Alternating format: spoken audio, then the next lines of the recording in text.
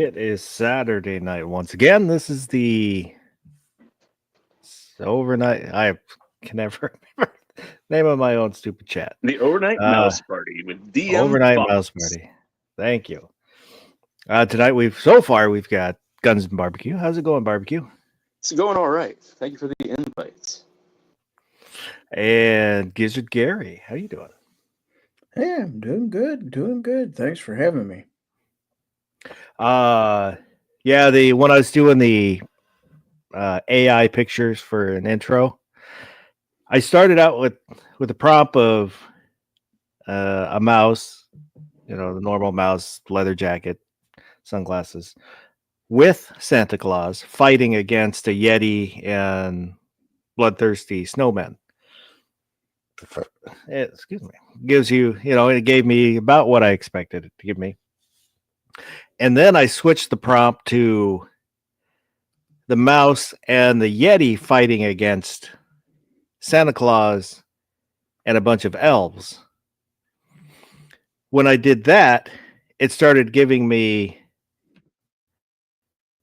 short skirts and cleavage in the picture, which I had never mentioned that, but it was funny. All the pictures, once I changed the prompt, you can see kind of in the background, I guess they're supposed to be, because I had added elves. I guess they're the female elves, but they're like in mini skirts and halter tops. I swear I didn't train the AI for porn. How you doing, gun websites? Well, I wasn't sure if I was going to join because I was pretty offended by the thumbnail, but it sounds like there was even worse ones. But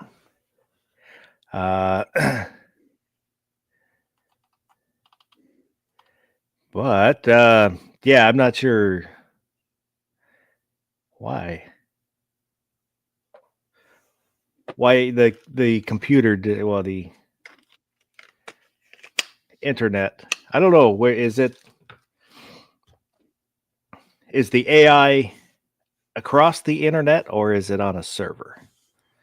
Well, it depends on which one you're talking about, but either way, you're asking, like, is the robot messed up or is it the source material that led the robot to create the messed up stuff?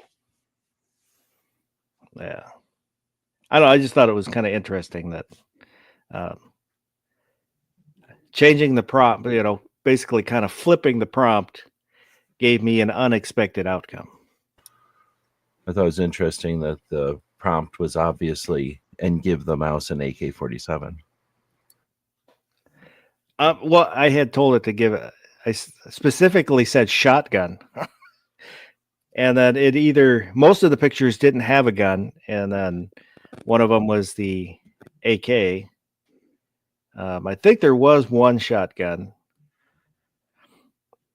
but it's hard to wrangle the AI because if it's kind of close, I can't prompt it into giving me what I want.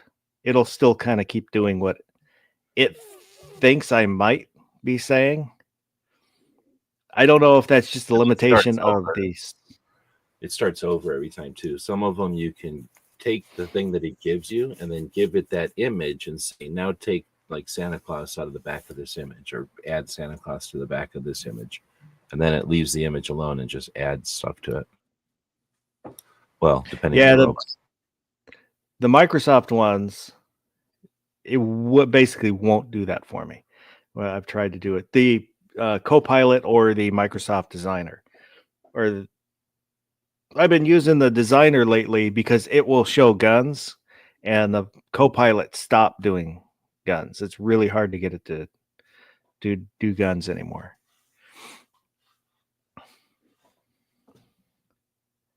With the Copilot, you could add in a picture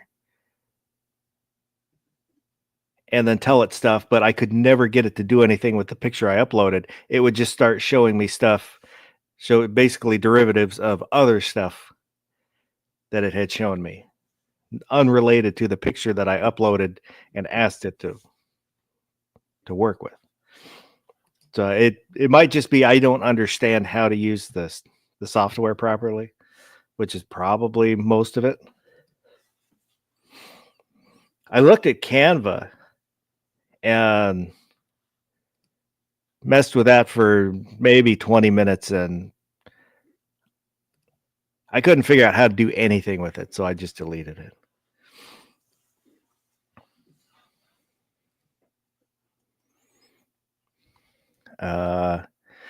But I did pay for the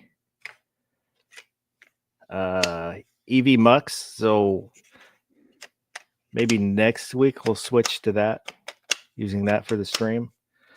Interesting. I was messing with it today, kind of getting familiar with it, and I think I understand it enough to run fairly smoothly. There's still a lot of it. It's kind of overkill for what I'm gonna do. Is it is definitely set more for like presentations and seminars and stuff like that. But I don't know. I figured, what the hell? I paid for a year.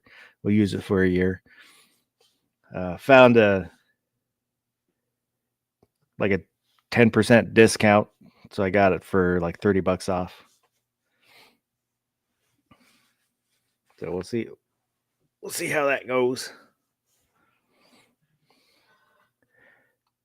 But let me get the banner going. I remembered the banner. There we go. Hello. There we go.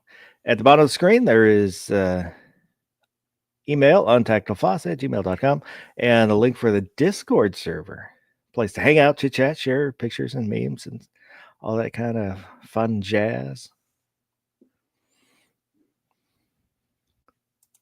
And so far out there, let me go up to the top. Vulcan Rumble says, is here any polls or brackets? No bracket. I lost the keys for the bracket. And with the surplus Soviet bracket that I have, it's the keys are made out of a special alloy that the bracket will it will check to see if it's that alloy. That this helps to stop tampering. And if it doesn't, I heard that if you take a nail cutter and jam the one end in there, then we just wiggle it and it'll work. No, because if it doesn't sense that special alloy, it detonates a small explosive.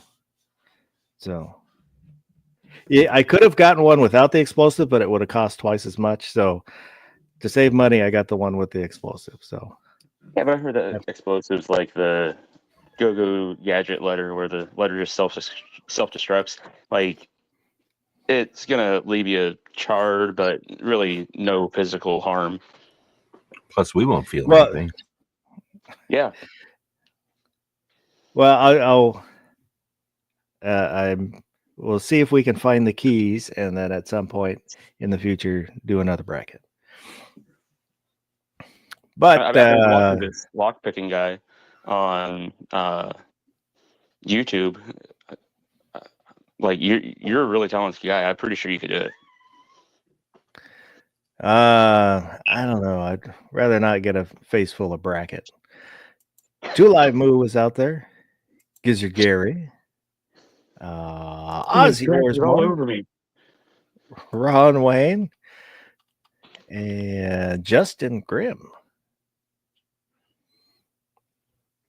Ron Wayne said AI has forever changed my Christmas.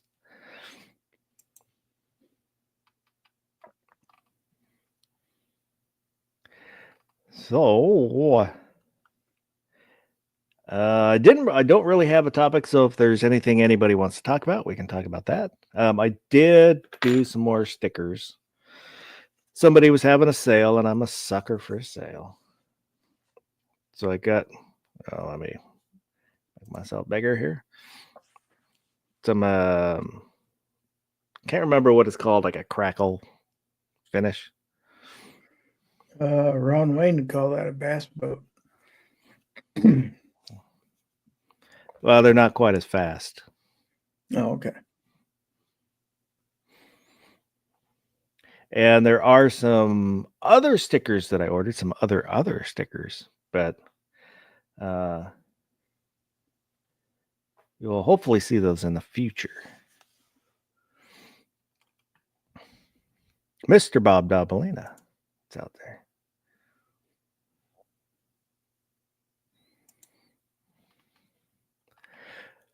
So there's a link at the top of the chat for this week's poll. If you haven't voted in the poll, head over there and give her a vote. We'll take a look at that here in just a moment. I can't remember whether I did or whether I didn't. Yes.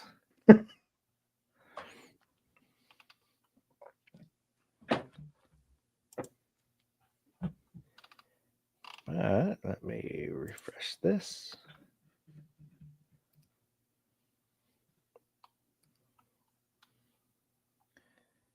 And then I got to do that there. All righty. So let me present it. There we go. Do you have a good memory? Yes, nearly photographic. It's okay, not really. I forget the question. Can you remind me? And 47% said it's okay. 22% said not really. 17% said I forgot the question. And 14% said yes, nearly photographic. I have more of a pornographic memory. I have trouble remembering things, but the things I do remember, everybody's naked. Looking at the comments. Chris Lang said, my memory card is full. Any new data that gets processed, some old data gets deleted. Tim Allen, my memory seems to be on the downhill slide and building speed. Fuku YT Mark 6.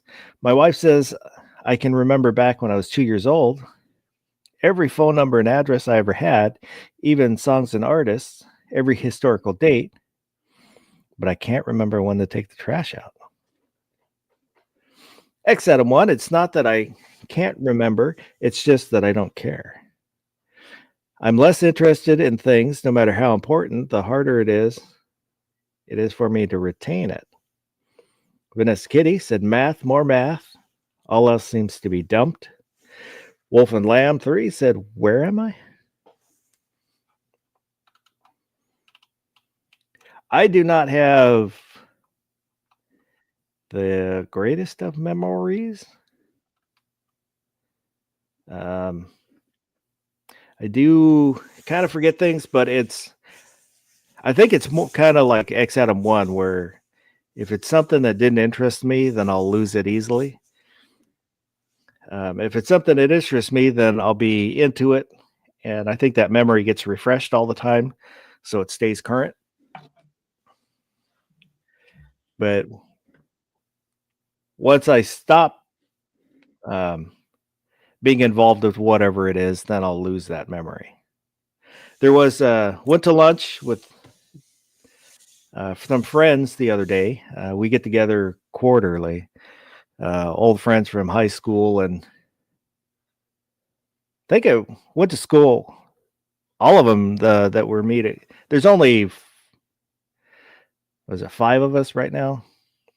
So we've known each other at least since junior high, and one of them I've known. We went to grade school together. I didn't remember going to grade school with him, and I remember, junior high and high school with him, but not grade school for some reason. I don't know. I don't remember grade school because nothing happened in grade school. It was boring as hell. I did enjoy hanging out, kind of all of school I enjoyed hanging out with friends. I did enjoy learning some stuff. I didn't like going, so I hardly ever went.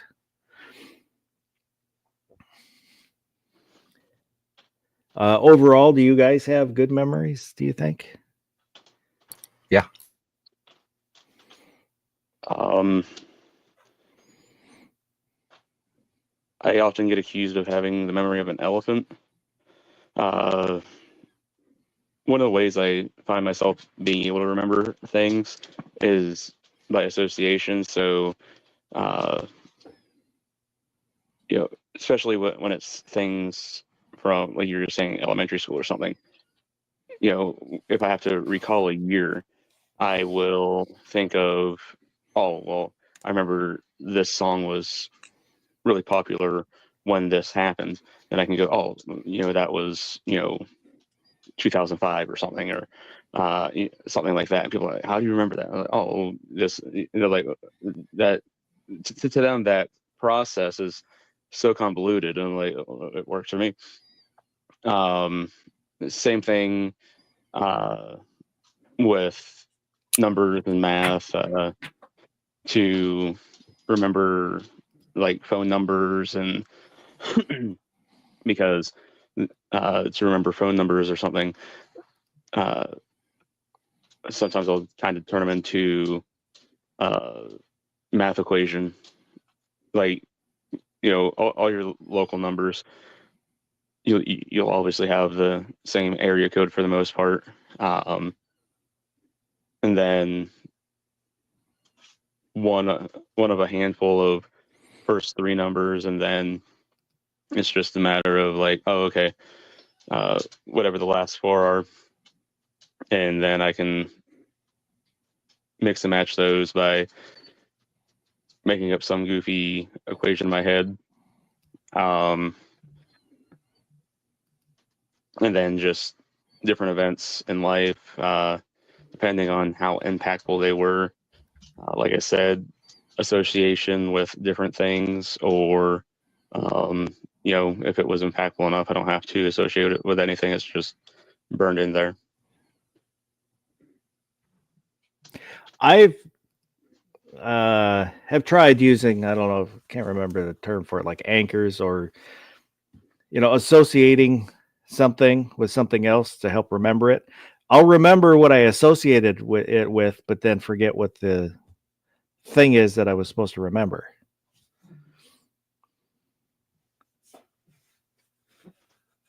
I like that. That's awesome. I don't know, Gary.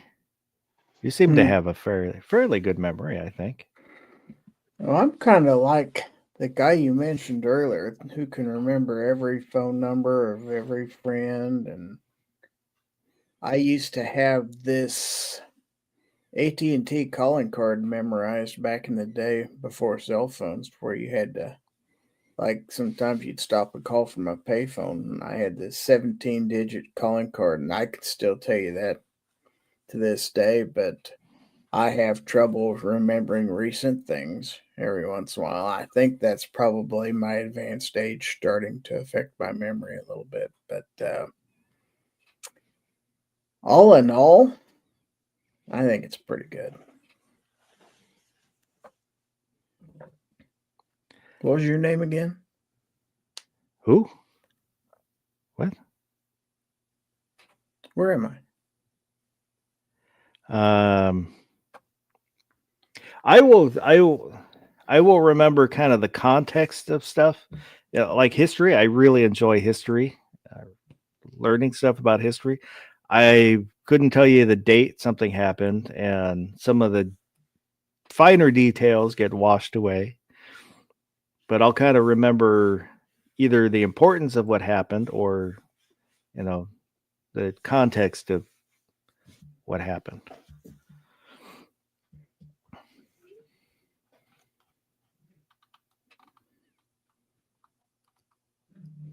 I used to, like I was saying, if I'm into something and I'm doing it all the time, I'll remember stuff.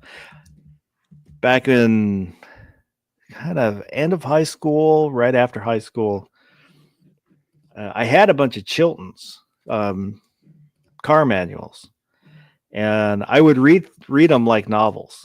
I had one that covered Mopars. It was like 64 to 72 or something like that.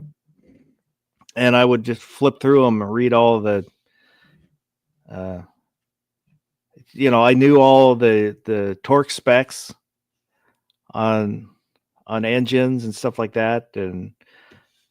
But once I kind of stopped doing, I didn't have any old cars anymore, got out of it. I don't, other than the oil pan, I know is either somewhere about 8 to 10 pounds for torque. You go over that and you're going to strip them out, and it's really easy to strip them out because I have stripped them out before. But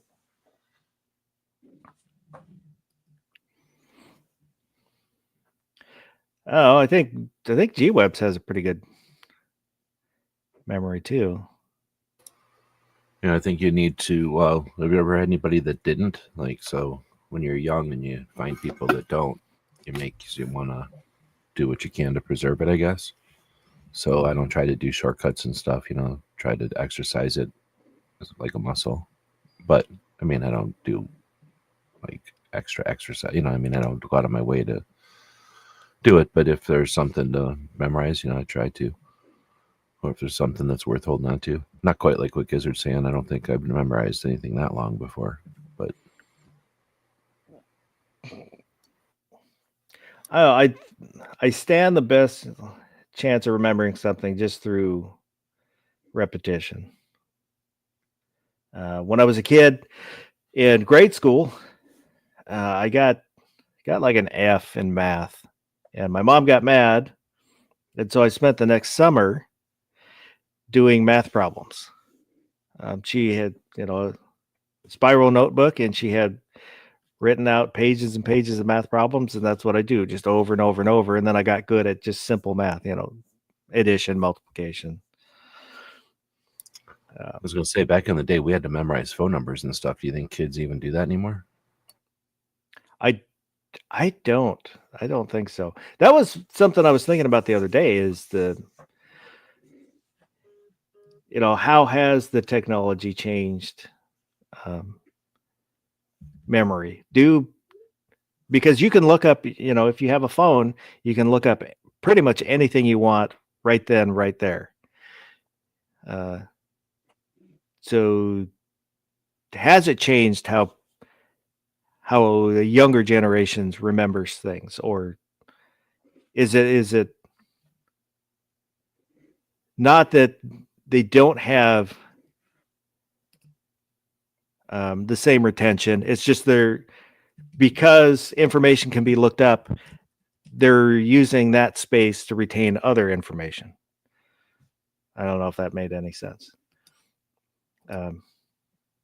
Yeah, like they don't remember phone numbers, but they have to remember Wi-Fi passwords or something. Yeah. I don't know.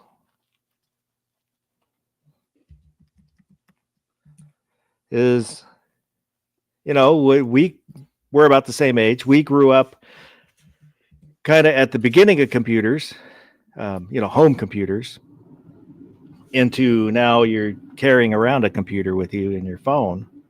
And, the power of that computer has progressed so far that we've kind of been through all that. And then somebody that comes in when that's all done, even versus somebody, like our parents or grandparents who are before that technology. I'm kind of curious, is there a difference in memory retention between those different generations? Or is it just they remember different things now? Well, they had to remember a lot of useless stuff back in the day, right? Like just silverware, like laying out, I don't know, like dumb things, traditional stuff, songs and things. Like, think how many songs people used to remember and how to play them. I don't know. Does that take memory? Learning instruments? I think so, because there's songs that I know. There's like stuff that people do now that they didn't then. Like, not that many people know instruments now. Not like everybody knew instruments back then, but learning an instrument would be like learning a computer, right? Like same amount of, or some chunk of your brain. That could be. Ron Wayne says, personally, I'm big on Post-it notes. Yep, they're everywhere. I tell myself to write stuff down and then don't write it down because I forgot to write it down. I saw a thing that all the Post-it notes come from Tennessee. They always have. So there's one factory that's made all the Post-it notes you've ever seen.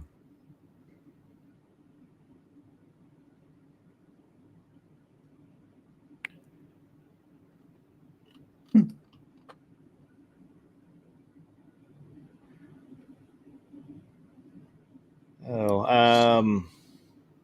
Same factory makes packing tape.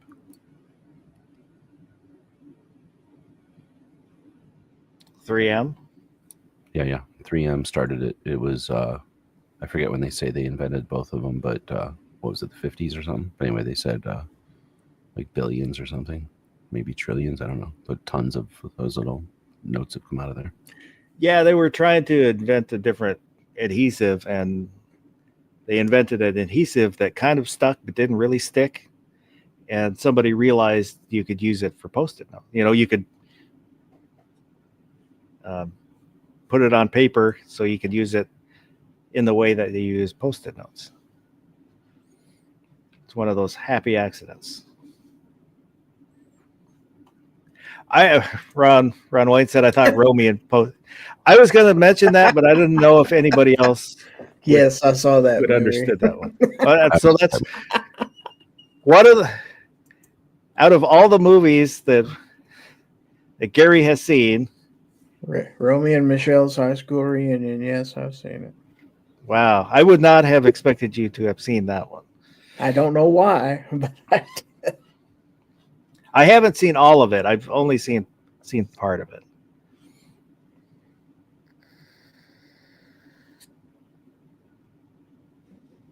It was kind of interesting because not Lisa Kudrow, but Mia.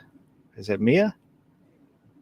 The other Sorano? Yeah, that Mia chick. Yeah. Mia Serrano. First thing I had seen her in was Replacement Killers. And the girl I was dating. That's an awesome movie. Girl I was dating at the time, the first thing she had seen was Romy. So when we were, can't remember why we're kind of talking about her, but so when she thought of her, she thought of Romy, and I thought of Replacement Killers. Yeah, totally different. But that's an awesome movie. It is. I really like Chow Yun-fat. So I saw some of his other movies. I think Hard Boiled was another one that's pretty good action movie. I can't remember any of the other ones that I saw from him.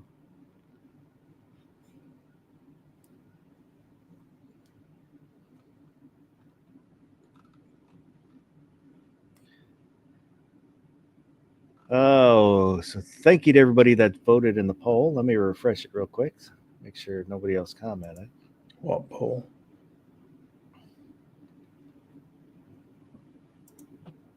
Boop. Oh, Ron Wayne. What was the question again? Dad, I hate that when I meet somebody, I will not retain their name.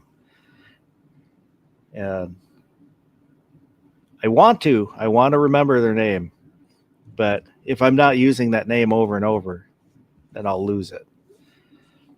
Then I'll go through the alphabet to try and remember the name. Start with A, then think of A names, B, C.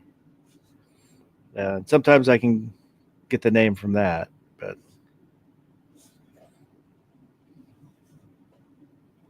then What was funny out at work when people would come to the office and it's like, I know this person's name.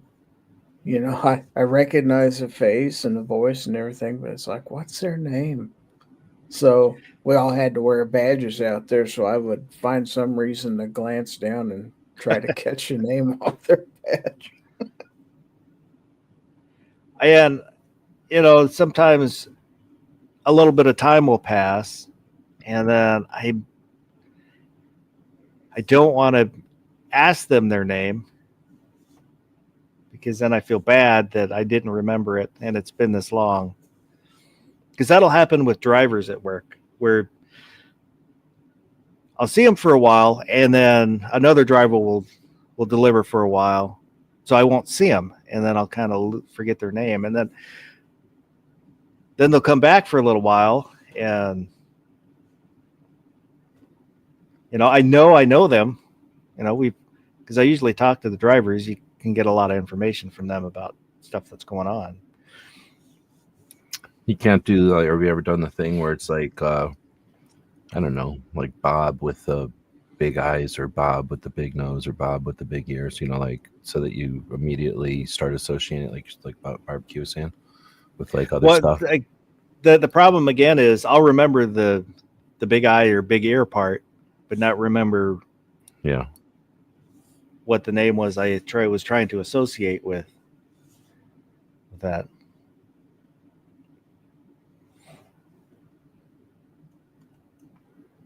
I have this same issue with names. I hate going to some sort of function where somebody's like, "Oh, this is Aunt Sally, and that's Uncle Job, and that's Cousin Ben, and this is," and I'm like, I'm never gonna remember all these people. Like, holy cow! Because especially when you like show up right away, they are doing the introductions. I'm like, yeah, this is useless. I'm never gonna remember all this. Do you ever just do that and be like, I'm never back when I could see. Hi, my name's, but I'm never going to remember your name. Hello, and I'm never going to remember your name. Like, just let it go right away. I've done that before. Yeah, I did tell one of my friends, one of the guys that we get together lunch, because I can never remember his wife's name, and I told him, yeah, I'm sorry, I'm not going to remember. It's not that I don't want to. It's not that I don't care. I'm not going to. And he goes, oh no, it's easy. It's blank. I said, yes, I understand that, but I'm gonna forget, and I'm sorry about it. Fuku YT and Garage Guys out there. I just tell people that once I have remembered your name, you will have wished I had forgotten it. And I sent out Christmas cards to everybody I had an address for. So if you didn't get a Christmas card, it's either I don't have your address, or you moved and it got sent to whatever address I had on file. I don't know. I decided I'll send everybody Christmas cards. There's a special sticker that I made just to give out with the Christmas cards. I heard that it costs like 75 cents an envelope now. I don't know what it was, but there's two people that they didn't get the special sticker. They got one of the sparkle stickers.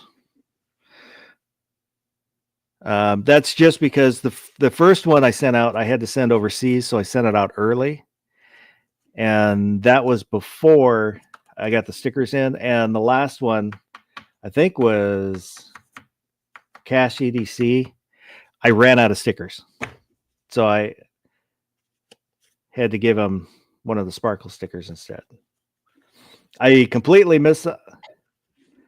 underestimated the number of cards that I was doing. For some reason, I looked at my list and thought, oh, that's about 30 names. Bought a pack of cards, wasn't enough. Said, oh, I'll buy a few more.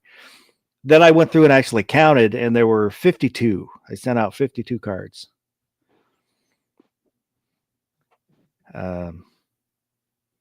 Which, yeah, That's like that's approximately one deck of cards. You're a very nice guy. Well, it gave me the opportunity to buy. I bought a stamp so I could stamp the back of the envelopes with my logo. That was probably the whole purpose of doing it, is so I had a reason to buy a stamp, because I always wanted to buy a stamp. You ever tried to whittle one out of an eraser? I've done that a few times. As a kid, we did them, carve them out of potatoes. Yeah, same thing. You just get a bunch of cheap erasers from like a dollar store, and then you take like a knife or a chisel and do the same thing in an eraser. I will say that doing 50 cards it's a pleasure and an absolute pain. Went through, wrote a note, and trying to do that quickly was not fun. And filled them out. I am glad that I printed them printed the envelopes, labels on the envelopes on the computer. Used the printer for that. It took a little bit to try and get not all of them are centered perfect, because I had burned a couple envelopes because I didn't get them all set up correctly. But I did find out that when I took them to the post office, and I just went through the drive-through to put them in the mailbox, they've got some kind of anti-theft device in the slot, and when you put the mail in, you can hear the gear and like a ratchet, so people can't pull stuff out. I thought it was kind of interesting, because you can hear the gear work when you slide the envelope in.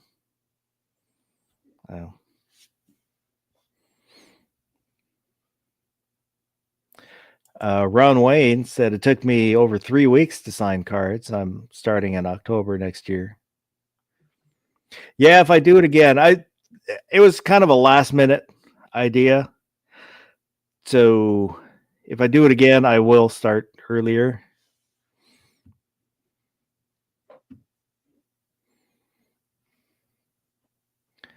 Let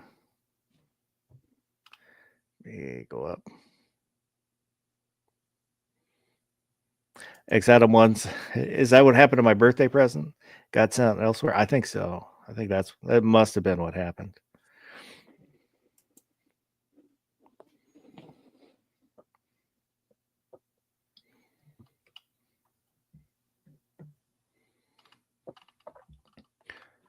And Garage Guy, yours should have some different stickers, because he's different. Woods is out there. He said, I don't like many people, so that helps my card list. That helps the environment. That's a good excuse. So I was going to ask you guys, around this time, a lot of people will, on their chats, will talk about, favorite toys you got as kids. Is there a toy that you never got as a kid that you always wanted? Favorite toy? I woke up one morning and I had the Space 1999 set sitting there. My uncle gave me. No. What's a toy that you never received that you always wanted to receive? Well, I know, but I wanted. I would have liked that. One time I would have liked a microphone, and I muffled the shit out of it, so everybody had to hear me doing whatever I'm doing to that microphone. I would have loved the spaceships from 1999. I loved those. You know what I'm talking about? Those. It was like for Star Wars figures. It was massive at the time when I was a little kid. It was massive. It was bigger than any Star Wars, and it was cooler than any Star Wars toy. But anyway, probably some Star Wars thing that I wanted. I was pretty into Star Wars, and I didn't have all of it. I never had a Millennium Falcon. I had a TIE Fighter. I had a X-Wing, and that was it. I never had a TIE Fighter. I know a lot of people had TIE Fighters, and that bothered me. I did. Yeah, I wanted a TIE Fighter. I did have an X-Wing until I took it apart to see how it worked, and I couldn't put it back together. I had a Hoth, whatever that's called, the Snowspeeder, but that was different. But I don't know if I call it that as a, it's not like the Millennium Falcon or nothing. But I did. Yeah. This was years ago. Somebody took a Millennium Falcon, and they put the motherboard for a computer in there, and then on the rear of the Millennium Falcons, you've got all those looks like little fans. They cut those out and put fans in it for cooling. So it was a Millennium Falcon computer. That would be pretty cool. It'd be eerily easy to do that too. I went through a stretch where I was doing stuff like that. Nothing that cool. I even took the box the motherboard came in and made that a computer. I think that was the one Intel computer that I built. I just used the box for the motherboard, put the ports in the back, and it was a functioning computer. You were saying something, barbecue? I said the Pink Power Ranger. Hey, well, I think there's a lot of guys that would have liked the Pink Power Rangers for. Yep. I've said that before, and people are like, "Really, you want a pink action?" I'm like, no, didn't want the action figure. Wanted the actual Pink Power Ranger. Amy Jo Johansson. I'm not sure. I wasn't really worried about her name. How about you, Gary? I can't think of anything. Because they got everything you ever wanted. I was kind of indoctrinated not to dream of things like that because my parents didn't have the means. So Gary got the hoop and the stick. They roll down the street. They could give me the hoop, but they could never afford the stick.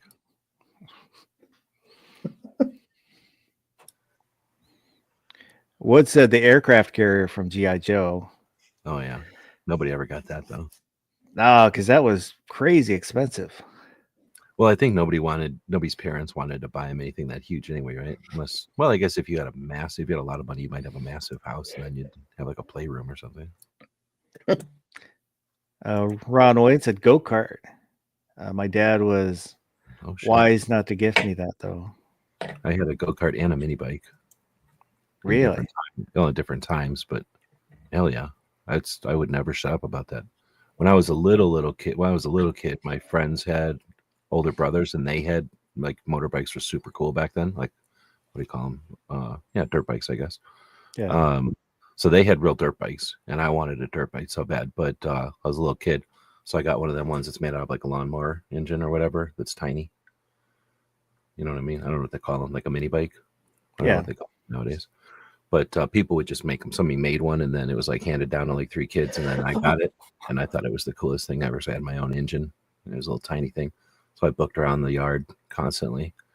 And then whenever anybody wasn't around, it was like just my grandma there. I'd book out of that, I'd book down the street and go wherever I felt like and come back. It was amazing. And then after that, I got a go-kart. I don't know why I got a go-kart anymore. I think probably I just bugged everybody about it until like all my allowances went to a go-kart, and then same thing. I would leave. Like I would just book out of there and come back when I ran out of gas. I kept to wheel it back because there was no way to know how much gas is in your go-kart, When I was a kid, my sister got a mini bike one year. Well, that'd be awesome. Well, that would. So we rode it around the neighborhood, all day. Yeah.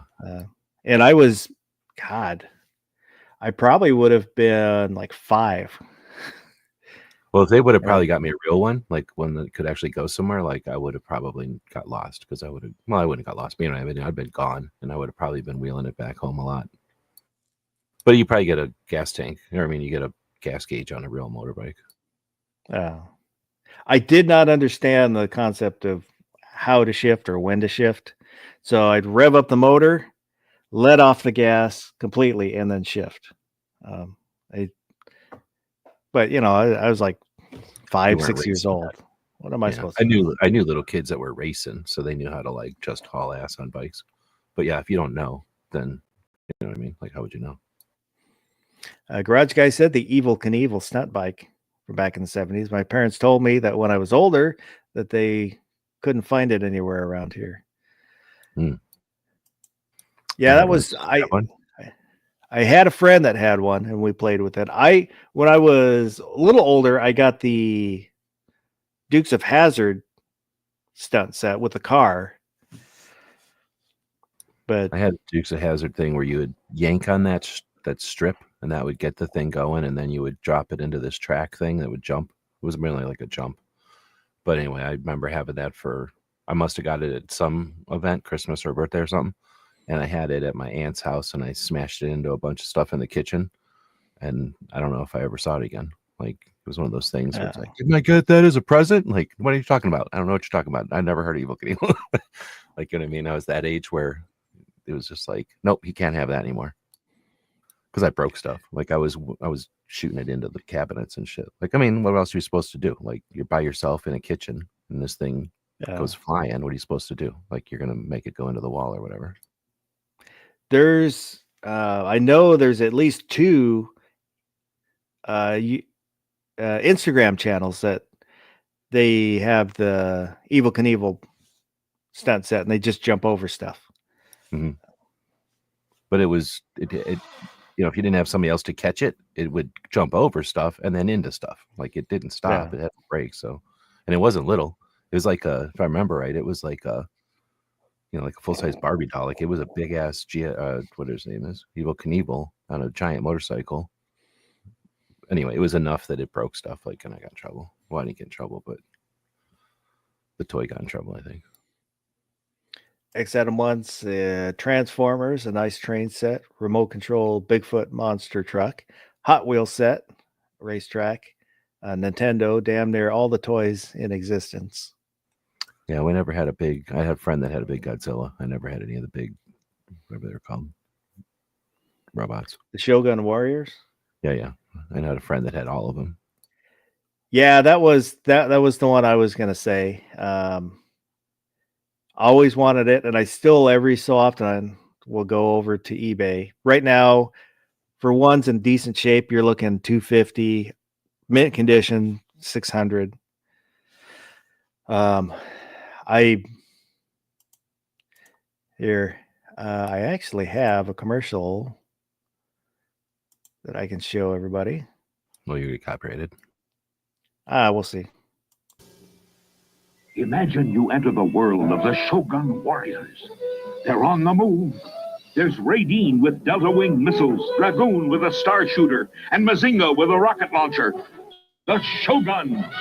Imagine you command them to defend freedom, protect justice, and challenge evil. The Shoguns. They're ready to strike when you are. Shogun Warriors, Mazinga, Dragoon, Raideen, equipped with their own gear, each sold separately from Mattel. Yeah, that's the... You didn't have the red one. My best friend, George, when I was in grade school, he had Mazinga and I think Raideen. I know he had at least 2, and he might have had the Godzilla. Yeah, but I don't. I had a Godzilla and a Mecha Godzilla, I thought, but I might be crazy. I don't think they might have made one in the small, because they had the 2-foot version was the first ones, and then they came out with smaller ones. Well, I'm thinking of maybe I was also a little kid back then. Yeah, my wife a few years ago, she brought me this back from Japan. Nice. Which is that rubber? Yeah, it's just the kind Molded of rubbery plastic stuff. See, I had a bunch of the die-cast ones for a long time when Micronauts were a thing, and right before Micronauts maybe, and it was a little bit before Star Wars figures. That's when all the Japanese toys were die-cast metal robots, and you just get different ones. Like, they had no rhyme or reason until Micronauts came out and kind of made them a thing. Do you remember those days? And you'd get them at Toys R Us in an aisle. So I can remember for a long time, like, my grandma would take me to Toys R Us every once in a while, and then she'd be like, okay, you buy something. And then I'd run immediately to the die-cast robots, and I'd buy, whatever robot I could afford, or she would buy me. And I probably had 6 or 8 of them. And they were, the size of the Star Trek figures that were not G.I. Joes and not Star Wars figures and not Barbie dolls. They were in the middle. I don't know the sizes. The Mego ones? Yeah, where you had clothes. Yeah. and they're dressing like Barbie dolls. Like they were that scale ish, a little bit bigger, smaller sometimes, and they weren't like scale to each other at all. Like that was the problem. Like sometimes they were really big, and sometimes they're kind of like Matchbox cars almost. But anyway, those things were the funnest. And I remember going to the Toys R Us and looking through all the different ones, and they had no tie to each other. Like they weren't the same size as each other, and they weren't the same. Like people would just go to Japan and buy these things, I think, and then package them and sell them to us or to Toys R Us. And then Micronauts came out. You remember Micronauts, right? And then as soon as Micronauts, I remember the name. I don't remember them. they were the size of Star Wars figures, and they had hands and elbows. And back in those days, nothing had elbows and nothing had knees, and Micronauts had knees. And you could take their hands off and their feet off and interchange them, and they were like clear. They had crystal bodies or whatever, but otherwise they were the same size as a Star Wars figure, so you could play with them. But there was, well, it was all robot. It was like a weird Transformer world or something. Anyway, I think that's what happened is that if you read this, I think I might even send a documentary about it, but people would just go to Japan and go, let me buy some toys. And they'd go, okay. And then they would bring them to the United States. And then somewhere in the mix, they would go, hey, if we tied all these together into some story, kids would buy them or something. And that's when Micronauts happened. And I think they were just buying random shit and then just incorporating it into the Micronauts universe. And I don't know. I think it was before Star Wars, but man, I can't remember anymore. No, it had to be before Star Wars. Because otherwise, as soon as Star Wars happened, I forgot all that stuff and I wouldn't have bought any of that. Because once Star Wars happened, it was like, oh, I don't want my robots anymore. They're not Star Wars. They're just fake robots. But now looking back at them, they were like, well, have you ever seen a metal transformer? Like Yeah. some of the really expensive transformers were made out of metal. I think all the transformers were made out of metal at the beginning. But anyway, they were kind of like that, that level of toy where like they made all kinds of like probably dozens of die-cast parts to make these things. And then plastic parts that held them all together. And they had all kinds of articulation and details and stuff. They were kind of like Macross. Macross. Before all that, those kind of things took those toys and tried to make stories out of them, I think. That's why Macross, or, the different initial things had such crazy, large things and small things mixed together. I think it's because they just went random toys and made them into a universe. Yeah, I had a Robotech, which I loved. They just started going Macross from metal to plastic transformers when I was getting too old for that stuff. So I never had many plastic transformers, but I had that big, I forget what it's called, the airplane though, that was a ripoff of Macross, and then they got sued or whatever. I had that guy. He made out of metal. This is the one I had. Yeah, I had that guy. He was pretty awesome. I don't think he was $200 back then. He was probably like no, $50 toy back then or something. But that was the Transformer one, right? Well, this is the Robotech one.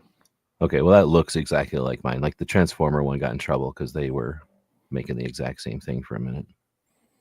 At least I think mine was Transformers. I guess I really don't remember. But it was that where it was like an amazing version of the toy. And that was super tall, right?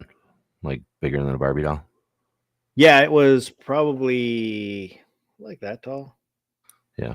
But and it was metal if I remember. Like yeah, it was all metal. Die cast.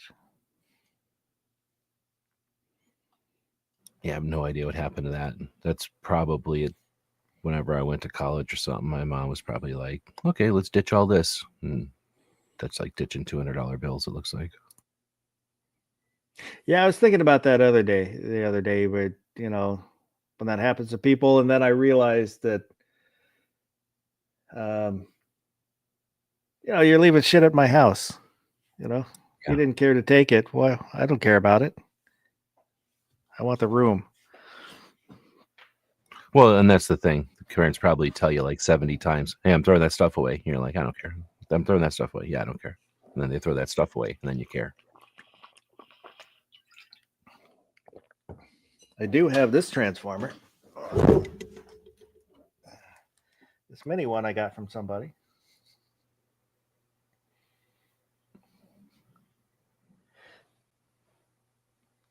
remember I sent something like that out. I don't know if I sent it to you though. Yeah. Was it on a card? I don't think so. I think it was in with some other stuff you had sent me. That was years ago. But he sits up there watching over. Wood said, I did get a hockey table, got pretty good, would play for Star Wars figures. Neighbor kids tattled, so I had to give them back. Oh man. We had a friend with a paddle, what do you call that thing? A ping pong table in the basement. And I've got a lot of use out of that occasionally. I don't think I knew any, but I knew somebody that had what is that pool table called where there's a bunch of things in the middle, like rubber things that you can't bumper pool. I think I knew somebody with a bumper pool table and nobody knew how to play it, so we just were like, what the hell is the point of this? Like, you know what I mean? I have never known how to play that. I've never seen one in person, but they're not big, and there's just red and white balls, and then there's like nowhere to kick them. Like there's nothing to do. I don't know what the point of it is. My aunt had a pool table. Like her husband was all into pool, and then he passed away. I don't think I ever knew him, or if I did, I was a little baby. So whenever we'd have like holidays at her house, I could go upstairs and play with this pool table. But I was by myself, so I had a pool table by myself upstairs. That, you know what I mean? Like, how much fun can you have when you don't know how to play pool? And so it was kind of neat, but I never really got good at pool or anything. My granddad had one. It was kind of a cheaper one, but when you're a kid, you don't care. Well, that's the thing. This was a really nice one, and I could tell like later on in life, like I haven't seen that many pool tables that were as fancy as this one, but I didn't appreciate it at the time because I didn't, unless somebody came upstairs and played pool with me, I was just playing Star Wars figures on it. Yeah. XM1, I wanted to bike forever. When I finally got one, went through 3 sets of tires. Rode it so much that I wore them out. Favorite part of the day was after school so I could ride my bike home. Oh, man. We didn't get to ride our bikes to school. We were too close. Garage Guy bought the first Nintendo at Fort Jackson PX back in '87. Still have the robot that came with it. Oh, I remember that thing. I forget why they put that in there so that it wouldn't be a video game, right? Like, because the video games had failed. And they're like, oh, no, this is different. This is way better. It has a robot. And immediately I set the robot aside and never used the robot because it couldn't do shit. My friend had the robot, and he goes, yeah, look, it spins the little top. You put the little top on the little part there, and it's like, well, what? I don't get it. It was just because the Atari had failed or something. Like everybody was like, video games are over. Little did they know. Ozzy said, I have mixed feelings on Hot Wheels sets. If if you've ever been spanked with the damn orange track. Oh, yeah. I never got hit by a parent, but by other kids, holy moly. Everybody knows those things are wild. Yeah.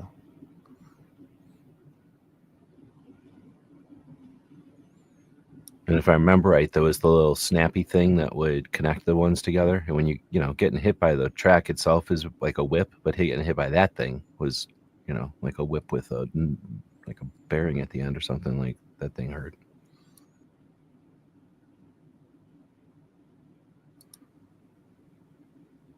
Everybody knows how to play bumper pool. Nobody ever taught us. And I can't remember whose house that was at. I think it was at my mom's friend's house.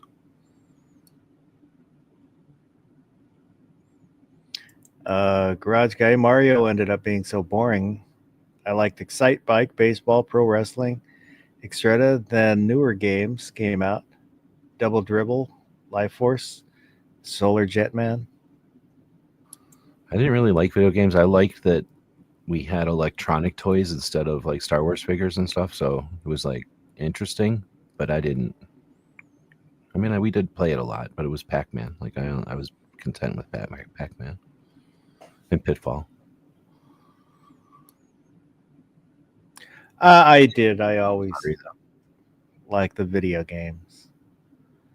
And with but like Nintendo, I got sick of them by Nintendo. I was like done with them. And then in television and shit, and I was like, oh, that's kind of interesting. And then I was like, nah, these look like shit. I'm done. Plus, I was even back then because we were just getting into. Were we just getting into high school? I forget. We were feeling like we were getting older, and I was watching all my friends sit around playing video games, and I was just like, no, that's just such a waste of time. And then we'd go to school or whatever, and all they would talk about was video games. I'm like, seriously, there's millions of other things to talk about. So I think that was good for me. That, like, between Atari and Atari and Nintendo is when I kind of started losing interest. And luckily, I had a couple of friends that were really into it, and I was like, oh man, I don't want to be like them. Like, they'd run home from school to play video games. They'd play video games the whole time. They quit playing baseball because they were really into baseball. They quit playing all that stuff just to play video games all the time. And like, whenever a new game came out, they were the first ones to have it. So I'd go over there and look at it and then be like, okay, I'm done. Thanks for showing it to me. Back before I bought the Super Nintendo, I was talking to a friend, and God, I can't remember. Because I was like, yeah, I won't buy video game system until they're, I think I said like 64 bits. And he's like, oh, 64 bits? They're never going to be 64 bits.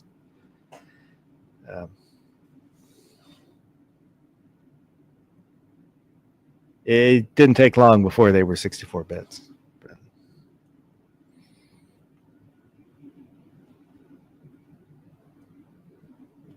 Garage Guy, back in the early 70s, there was a TV series called UFO. They had some toys, lunchboxes. They were really hard to come by. I am familiar with UFO. I've watched only a few of the episodes. I haven't watched a lot of them. Is it like a story, or is it like that thing with Spock where he would talk about UFOs? No, it was a story. I think it was a British show. Oh, okay. I don't remember that one. So it'd been like Space 1999 or Doctor Who or something? Yeah, I would say closer to 1999. Because like they all had kind of that feel because they were all made by like the BBC studios or something, right? Yeah, they flew UFOs. Oh. They were aliens, or that was like the future and that's what we had instead of airplanes? I don't recall if there were aliens or just future humans. It's been a long time since I've seen it. Yeah, I agree with X Adam, where like at some point we were going into high school and video games were not cool. So driving around or doing stuff with your car was cool, and video games were like for the younger kids to play with. And I'm glad I lived through that era, because I would have been even bigger and fatter and nerdier if I would have just been playing video games my whole fucking life. Garage Guy and Mr. Bob Davalina are explaining bumper pool, snooker, something, and it still makes absolutely no sense. No, it sounds more like what's that game like where you have to block people and you're also trying to make it kind of like checkers or something, I guess. Nobody ever explained that to us, though. I mean, at least I don't ever remember anybody ever trying to explain it to us. Is it from Europe? Is it one of the fucking Europe games? Probably is. I would think so, but I don't know. I think all the pool is. It's old as shit from like the Kings or something. I don't know. I think billiards was maybe first. I don't know if everything came off billiards and they added bumpers and then pockets. Is billiards the one where there's like 3 balls on the table and you're just trying to put them into weird positions or something? Yeah, there's a bunch of balls, but there's no holes. Oh, have you seen the one there's like 2 balls and a colored ball, like 2 white balls and a red ball or something, and then I don't know what you're trying to do, but there's no holes and you're just knocking balls around on a table? I don't know. I've only seen that. I've seen one, but I've seen it like when I was in the pool for a minute. And why they were a rectangle or octagons, I think it's because they were in bars or something. I think they were made to be, like something to do at a bar. The bumper pools, I mean.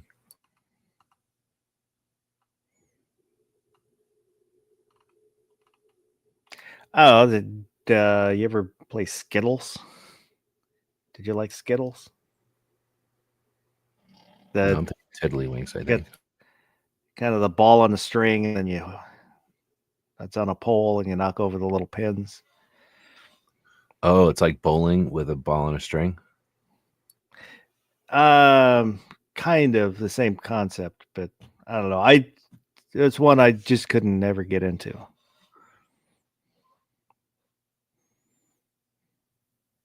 Woods asked anyone get a gun as a kid? All the Only time. BB guns.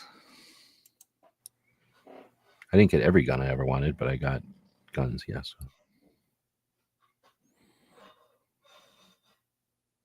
My first BB gun was the same one that John Candy has in the National Lampoon's Vacation. The one that not John Candy has, but the one that Griswold shoots John Candy with in the gut when they go to Wally World. I think it was a crossbow. That 1911 that has like the tip up barrel. That Yeah, just it was. Yeah, it was just spring powered. It wasn't very powerful. I've had 3 or 4 of those in my life. Yeah, they're neat. I like them because you can jam them into 1911 holsters, which were plentiful back in the day.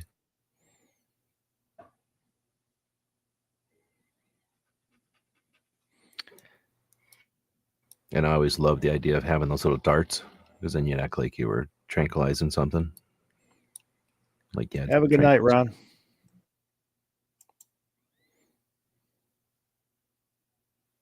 Wood said he got a nylon 66. He's talking about as a kid. Got an HR single shot 20 when he was 12, and a Marlin 60 when he was 14. Oh man, I got guns almost every Christmas, I think. I don't even keep track of them anymore.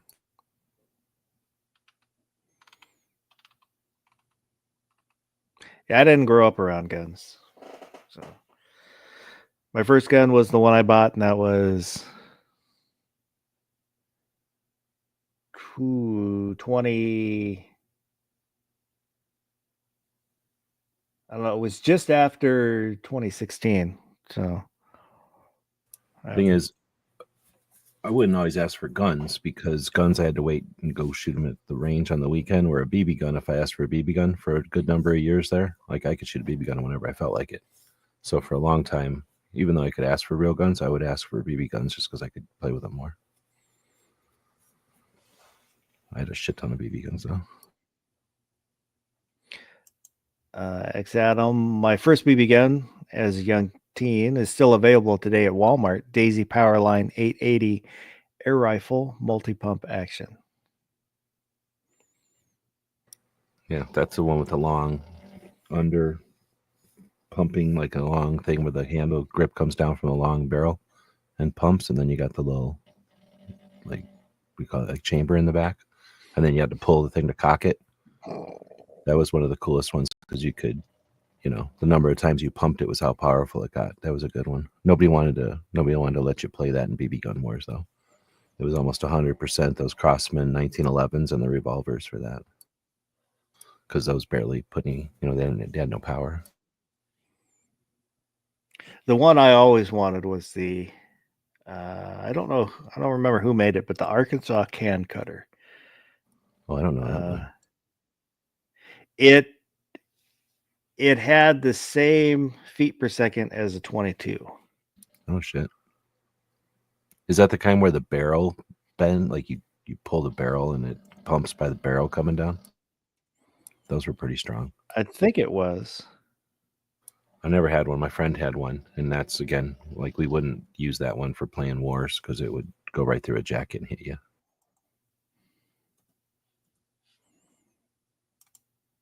Can you hear that dog snoring over there? If I leave this unmuted? A little, just barely. That was a pretty weak one. For a while there, he sounded like somebody was stepping on him.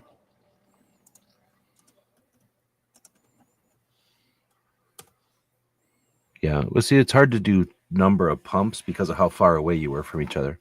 And then sometimes you'd be pushing through like leaves and stuff. So we wouldn't have that hard rule about how many pumps as much as like they had to be the appropriate number of pumps for who you were shooting at or whatever. And then you'd have like wimpy kids that would come over and they'd be like, a BB hit me. And then other kids, you know, like, oh, it's okay. It only made blood. Like the BB didn't stick inside of me. I'm okay. You know, like everybody had their different tolerances for getting hit. I think Oh this no, is I've never it. read that one. Who makes out Daisy, huh? Oh, I think I know which one that is. No, I did know a kid with that one, I think. That front part isn't a lever. Well, it's a lever, but it goes forward. And there's a big ass fucking lever that goes like underneath the front wood. Yeah, one kid had that, not the scope though. But no, we didn't use that one for wars either.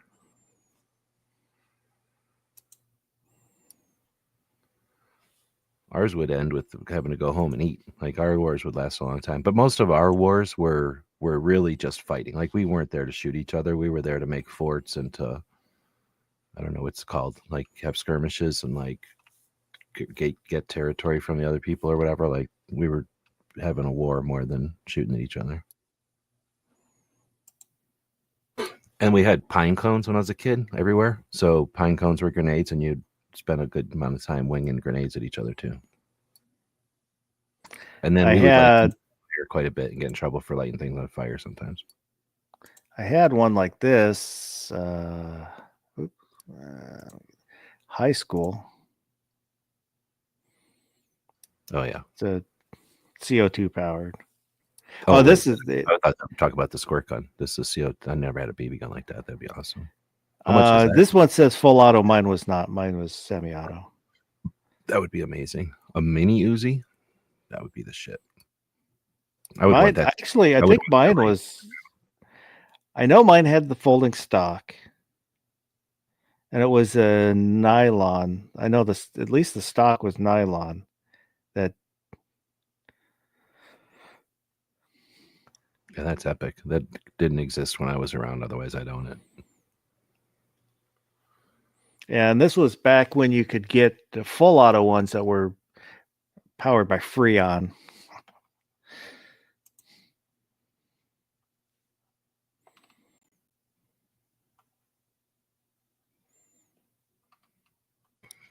Well, them fucking kids just leaving Freon into the atmosphere. Nice. Back when R34 didn't cost shit. Or no, that would be R12. Back when it didn't cost shit.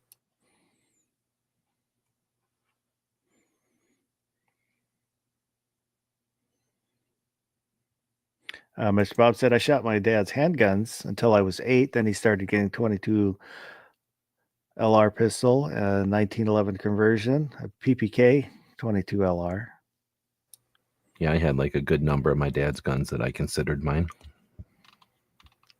I did that for a while.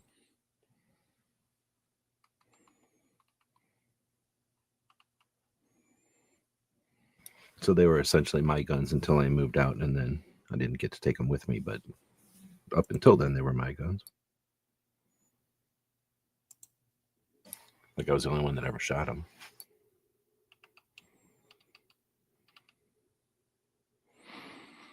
But we lived in a place where, like, you know, you'd have to go to a range. Like you couldn't just go shoot in the backyard or out, you know, to the friend's house or something. You had to go to a stupid range. It was shitty. Whenever we turned 16, though, we'd go shooting whenever we felt like it. Or whenever we could, I guess.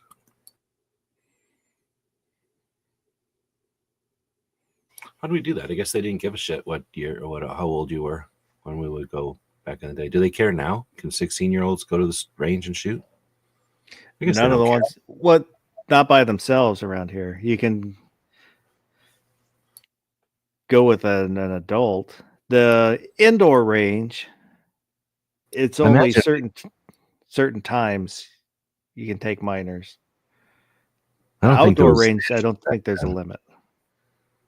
Yeah, I guess we went to both, but I don't think there was an issue. Mainly because maybe it was because we had been going there our whole lives with our parents, and they knew who we were or something. But yeah, I can remember when we got to be 16, whoever the first ones were to be 16 would take us, and we would all go shooting quite a bit, actually. And we always brought handguns. Nobody gave a shit. We would just bring them, because like they were our guns. Sure, our parents owned them maybe, but nobody gave a shit. I'd show up with like 8 handguns and just be shooting them. We were 16 for sure. I never even thought about that. Right now, I guess no. Well, I don't know. I don't know what the laws would have been like back then, because we would have been like 4 16-year-olds with probably, I don't know, dozens of handguns going to the range. I don't know how much ammo we would have had, but we reloaded it all. So those were the days.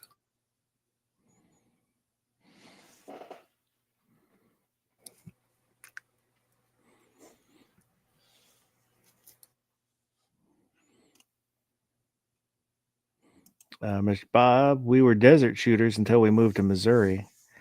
Lots of wooded public land and Department of Conservation land and ranges here. That would be amazing. I can't imagine like living in Arizona when I grew up. I would have spent so much money on ammo. I would have never bought anything but ammo, probably.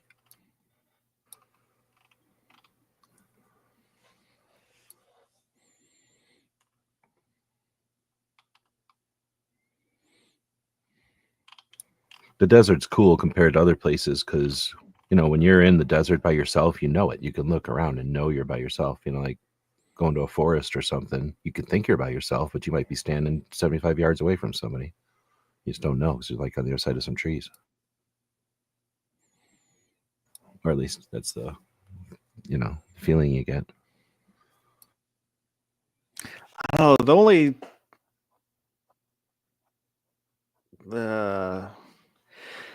trying to remember is the first time that I ever shot a gun. I can't remember if it was a 22. I know it was 1 or 2 times, but both times they were 22 rifles. One of them was with my friend on his property, on his parents' property. And then the other one was camping, and we were up. God, I don't even know where the hell we were. Might have been Idaho or Eastern Washington.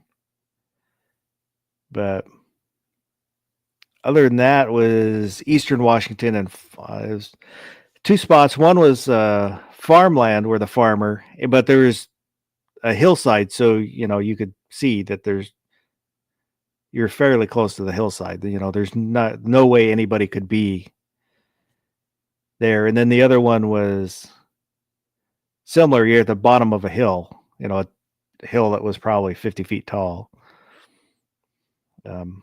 I've never gone out and like shot in the woods.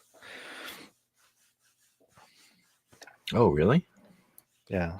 Because back whenever I first got on YouTube and people started sharing what they were doing, I think it was that long ago, way before gun channels, people from your neck of the woods would show us, what they're doing. And it was like almost everybody was going up to some place in the woods. It's mountainy, I guess, ish. There's a lot more terrain where you're at than a lot of places. So you would, be on either a hill or on the side of a mountain or something, but somewhere where they cleared some area, some trees, and then maybe like I don't know. There's lots of reasons people clear trees, but like for whatever reason, there was this area where people cleared trees, and then there'd be like a pile of dead trees almost always, and people were shooting into that pile of dead trees or into that little berm or whatever.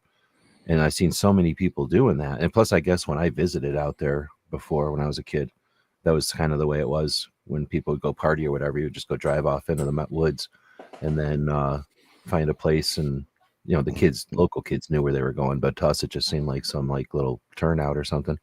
But anyway, I just assumed that, that everybody out there in the Pacific Northwest, because it's so wooded, would just go find their little areas and do whatever you wanted. Because unless somebody happened to be near you, nobody can hear what you're doing. There's so many trees, like you do whatever the hell you want, shooting whatever you want. Unless, even if you caught it on fire, I guess if you caught it on fire, people would get pissed. But it just seemed like you're essentially remote because it's so thickly wooded. I mean, that's not everywhere, I guess, but in the places where people were shooting. So anyway, I just figured people grew up having their shooting spots. Like where I grew up, there was the lack of any of that, no desert or nothing. So the only place, if you wanted to go shooting someplace besides a range, you had to go to some guy's farm and it was either a farm where they weren't going to let you shoot because there was corn there, or it was like a pasture or whatever where they had cows and they'd let you shoot in the ones that cows weren't in. And that was boring as hell, shooting in a field. Like, I don't know how people enjoy that, but I guess if it's all you got, but you know, you're just shooting into a field and hoping the bullet doesn't keep going, like shooting into hay or something. Anyway, I just never enjoyed that as much as shooting into the side of a hill or something. Oh, one of the Eastern Washington spots, the farmland, the farmers stopped letting people shoot because people weren't cleaning up after themselves, leaving a mess. So he's cut everybody off because of it. Yeah, that'll happen. The nice thing about the internet is that people could get together, because I'm guessing like where we shot for a while when I first moved out here, same kind of thing. It was just these like places on the mountain where people would shoot and nobody would complain. But then it got real dirty and people would complain. So, oh man, mid 2000s or something, when the internet was just cooking, just catching on. There would be different organizations that would be like, hey, we're doing a cleanup at the shooting areas. And then they'd put stuff online, but also like flyers in the gun shops and stuff, you know, and then on some random Saturday that somebody picked, you know, there'd be a whole bunch of people up there. Instead of shooting, they'd be up there with garbage bags collecting a bunch of shit. And then sometimes it would even be where somebody would rent like a dumpster or whatever, and then somebody would drag a dumpster up there and everybody would collect shit and throw it in the dumpster, and then they'd pull the dumpster back down off the hill. There's a range in the national forest, but from what I've heard, it's crazy out there. Like a place to go, or like an actual sanctioned range with officers? I like think it's an actual spot, but there's one of the guys that I know that he went out there a few times with his dad, but he said there's one time he's out there, there were people riding dirt bikes on the top of the berm while people were shooting at the berm. Yeah, that's happened a couple of times in the desert, like just wild, you know, people are like, I hear noises, I'm gonna go bike over by the noises, I guess. I don't know what they're thinking, but like, I'm gonna go ride up hills near where people are shooting. But that and people shooting while other people are going down range to mess with their targets and stuff. So, oh, you're talking just a spot in the woods then? Yeah, that's what we got here. Well, it's it's not like a range officer sign up. Yeah, no, it's a set spot set up. I think it's set to be a range by the state. I gotcha. But it's not controlled. But it's like you can have this range, but if it starts getting messy, we're not letting you do it anymore, type of thing. Usually, when they do that kind of thing, that's always a possibility. At least that's how those ones are in Tucson. The Forest Service was like, okay, fine, everybody's going to shoot here. We're not going to put up a sign and say shoot here.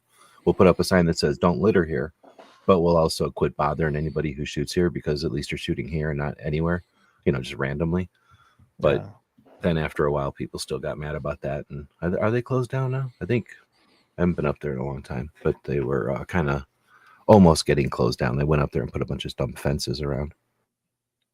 One time we were up there, and there's 3 spots, and the one spot's the biggest one, of course. And then to the right, there's like this little place that'll fill up with water sometimes. Like, it's not supposed to be a lake, but you know, if it rains a lot, water will collect there. It doesn't have anywhere to go.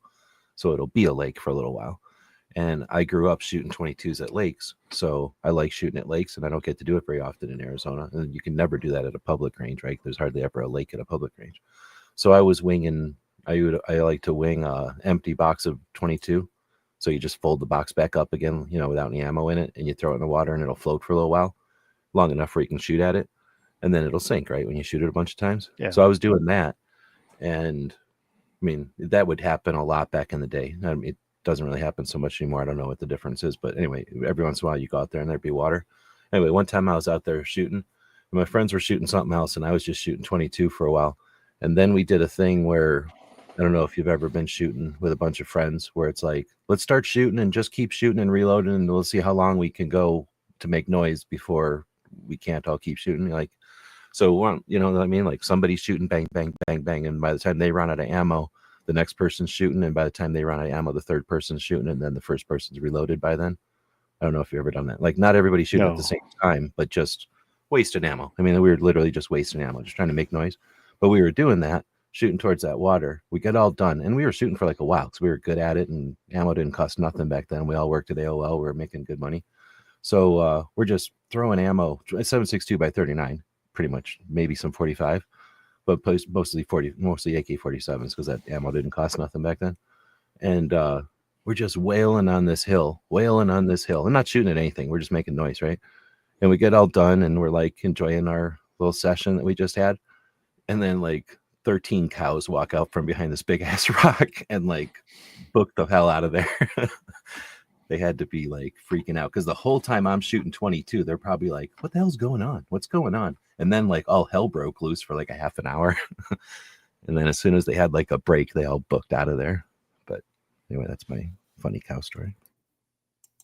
What's the Capitol Forest is an old quarry. That's the one I was talking about, the Capitol Forest. Guess it was an old quarry. Quarries are the best. We have a couple of quarries that, I guess they're probably public or privately owned, but nobody, like, there's no fence or anything, so people are shooting there. They're pretty fun, and I like them because you don't have to worry about, except for a ricochet, nothing comes out of a quarry. Everything's shooting down.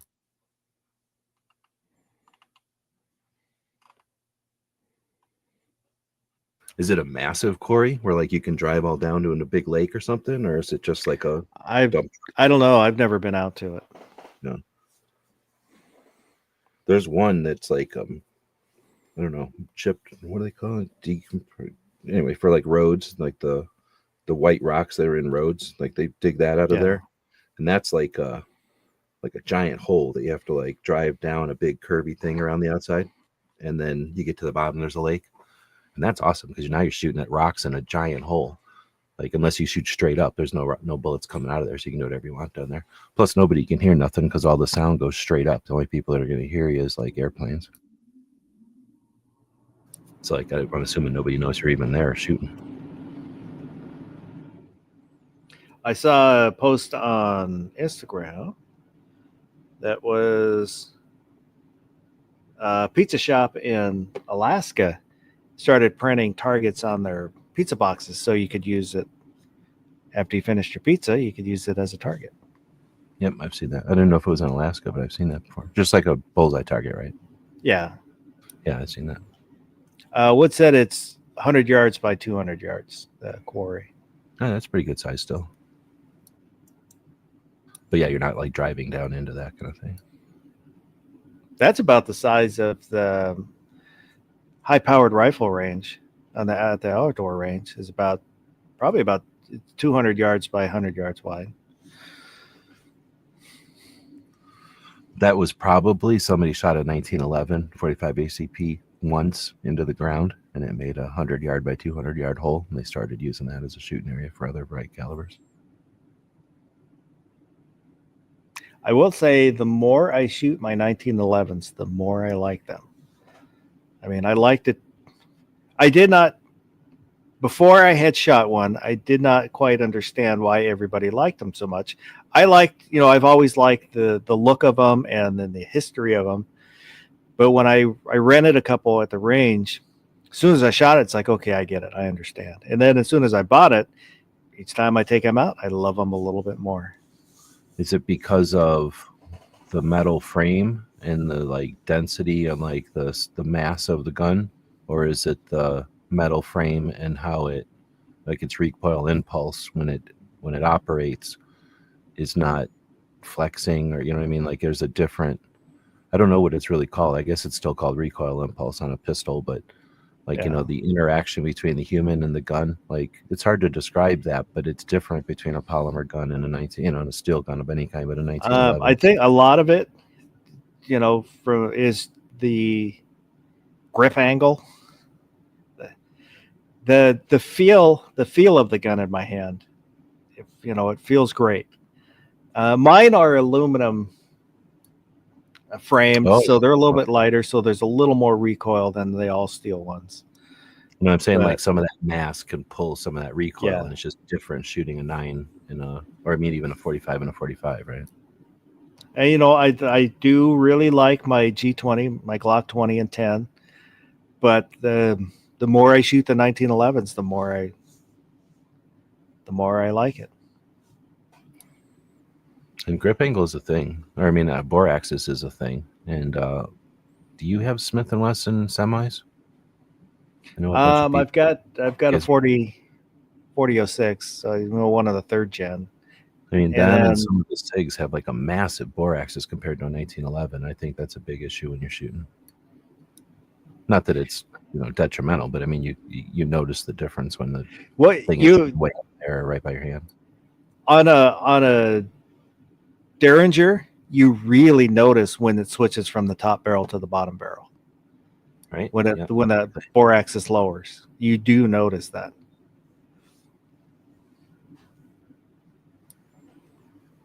There definitely is a thing.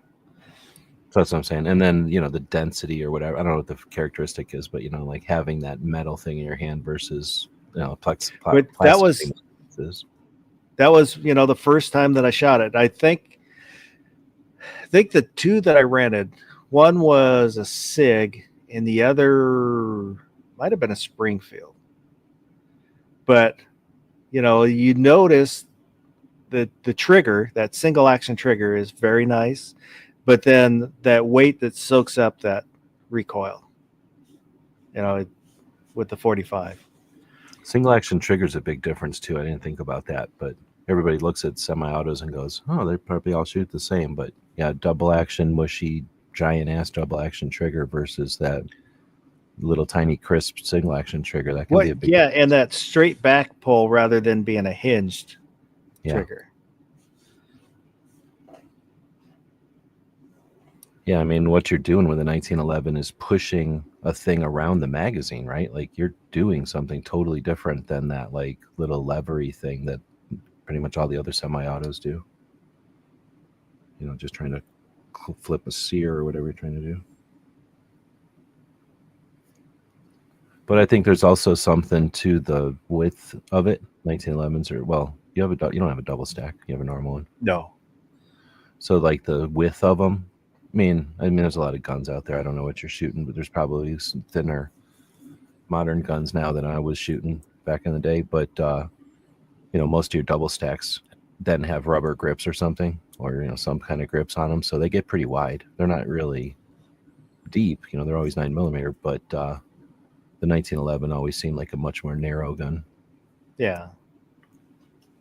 And it just gives you, your hand can grip around it more, like you're holding onto it more than on some guns. Oh, again, to compare it to the G20, the G20, is the large frame. So I don't mind, I like the feel of it, but compared to a 1911, 1911 is definitely thinner and feels different, but it feels good in a different way.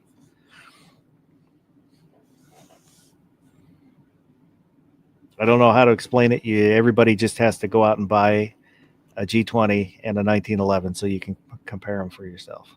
And think about driving like a Harley versus driving a street bike, versus an enduro. Like they're all motorcycles, but you're gonna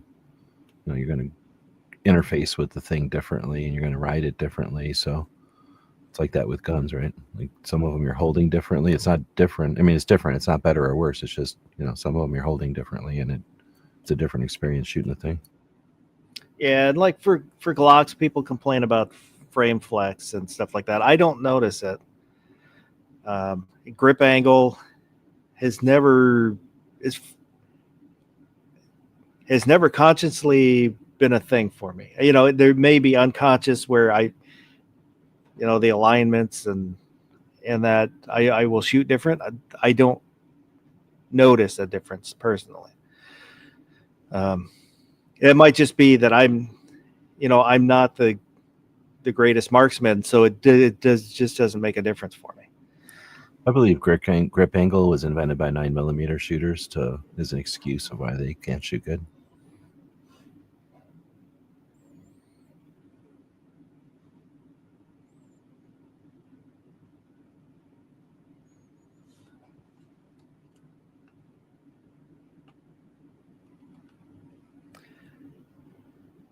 Assuming barbecue went to sleep by now. I'm guessing because we're talking 1911s and he hasn't said He anything. would have said something by now. Gizzard's just looking at pictures of his granddaughter. Yeah, pretty much. Or this is Tony 24. What am I saying? He's probably got like a live feed, so he's like watching her. Oh, look, she wrote it. No kidding. Yeah, Oh, she burped. I wish. You keep giving them subtle hints, like you keep sending them different webcams. Like, hey, look at this one. I could watch from my house. Hey, look at Oh, this sure. one. Alert every time. you A burp. baby monitor.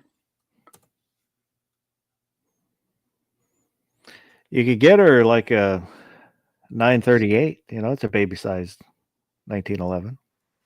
Cool. Like a NAA. I gave my Sick. one time. We gave my friend's son. He was still a baby. I don't know how old he was. He was a little baby, but we gave him. I had just bought probably a one of my NAAs, probably a short, and I was like, "Hey, I want to give that to your kid." And he's like, "All right."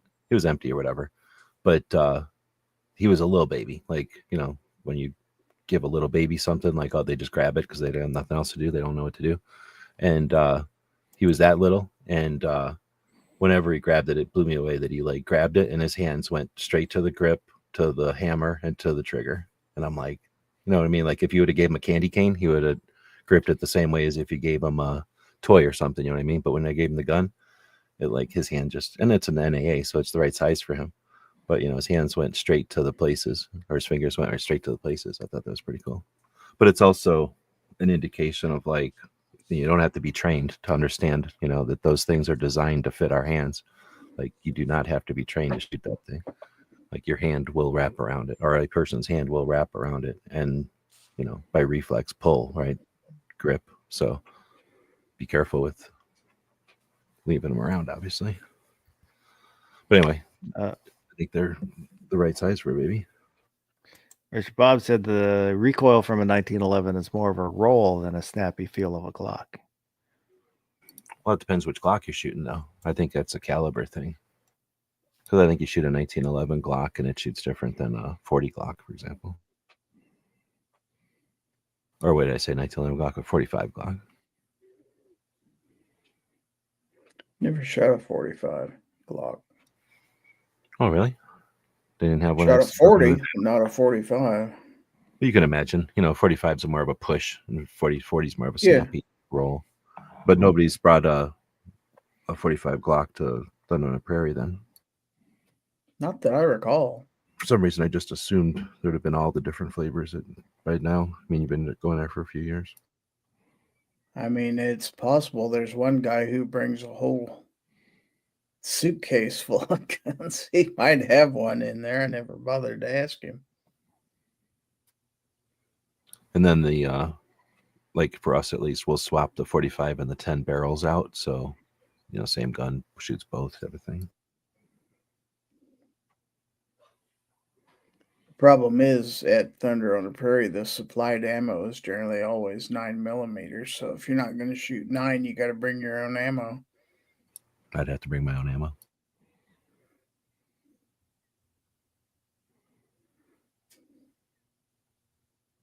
Yeah, I think they only make like 9 and 223, 556 or whatever. Mead. Yeah. Yeah, They don't make the 45? I don't think so. Well, it might be. Didn't they get their machines from the? Well, okay, the machines are. They from, make the machines. Oh, 'Cause okay. They started out as a company that made reloading machines and decided to start making their own ammo too. They But the they machines sold are- the machinery to companies that make ammunition, and then started making ammunition. Gotcha.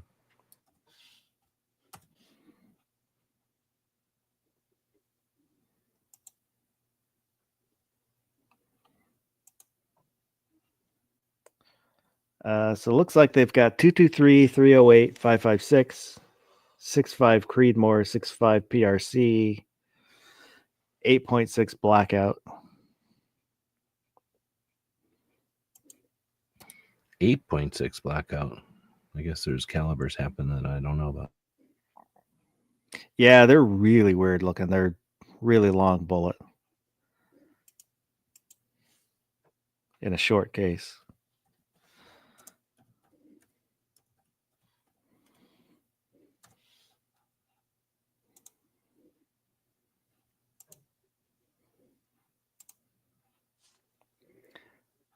You watch any movies? No, I finished Andor. I really like that. Andor. Yeah. Is that the one Uh, where what's her face with the tentacle head is in it? No. That one's It was Boba Fett. you're probably thinking of Where she goes to Ahsoka. the, yeah. What movie was she in? She was in Boba Fett or one of them. Or I mean, She was in March. in the Andor then. Mandalorian. She was in the Okay. Mandalorian. Like season 2 or And something. yeah, her character was also in Star Wars Rebels, the animated. Right, but I mean, I was thinking of the yeah, because she uses that. Is that for real? Yeah. Oh wow, yeah, I don't think I've seen that one, or I assumed it was fake when I seen it. So what the heck was Andor about? That's Did I the see Andor? I don't think I've seen Andor. that's the main guy from Rogue Warrior. Or not Rogue Warrior, Rogue One. How did this show happen and I didn't see it? This is a whole show or is this a movie? Yeah, it's like 2 seasons. It was only designed to be 2 seasons. It's kind of his backstory, some of his backstory. I don't know if I've I seen liked this. it. Okay, cool.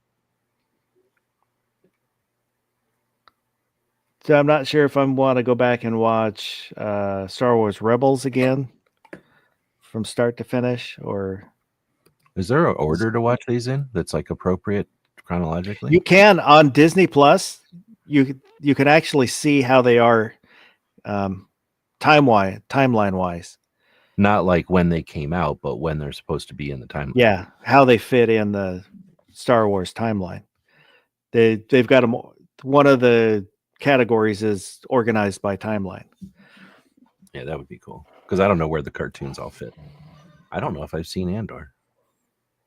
I feel like I should have seen Andor. Is it just about that dude, or is it like they talk about that Yeah. dude and they talk about somebody else? It's pretty much about that dude. Yeah, I'm It- looking at people in it, and I can't. Is there robots in it? Who's the robot in it? Or is there? Is there a robot in it? I don't think I've seen Andor. Holy awesome! That's like 2 seasons. There is one, but it stays at the house. He goes out, and so Well, you only in see it the every so movie, often. He's got that like reprogrammed rebel, Yeah. no, reprogrammed Imperial robot. Yeah, that's why I'm thinking of a robot. I watched a show called American Cats, a movie called American Cats. It's from Canada. Came out this year. It's how long is it? It's like a whole documentary. It's an hour-and-a-half documentary, and it's about decline. You ever seen anything or heard anything about that? I am not into decline. I don't. Mm-mm. Yeah, this is a lady who she's a Canadian. I think she's a vet, and she's like, "What the hell with decline?" And then she started talking shit about it, and then got what do they call it? Not feedback, but like whiplash, or what do they call it? Backlash, I guess, Yeah. for talking about it. And then she's like, "Oh yeah," and then she really leaned into it, and I guess it's like a massive money making thing in the United States. They'll take those cigar cutters and just take them to a cat and chop off the end of their feet, and then be like, okay, $100 or whatever, and then the cat's like, just messed up for its whole life. Yeah, I knew people did it when I was a kid or whatever, and I don't know anyone who's ever done it. Like nobody I know has ever done it to their cats. So it was interesting to find out. Like I didn't know that it was a thing still. I thought it was a thing from back in the old days. Like I didn't know it was still a thing that is pretty common. Anyway, pretty horrible. And it was like an hour and a half hearing about how depressing it is. Sorry to bring everybody down. I just happened to have that on my screen when I went to go grab Andor. I think what it is I hardly ever watch series. I do not like watching series when they're on, like I don't want to wait to watch the next one. I wait until they're out. And it must have been something like that where either I wasn't watching Matt's show or something. And or if I knew about it, it was happening and I was like, oh, I'll wait till it's over, and then I never remembered to go back and watch it.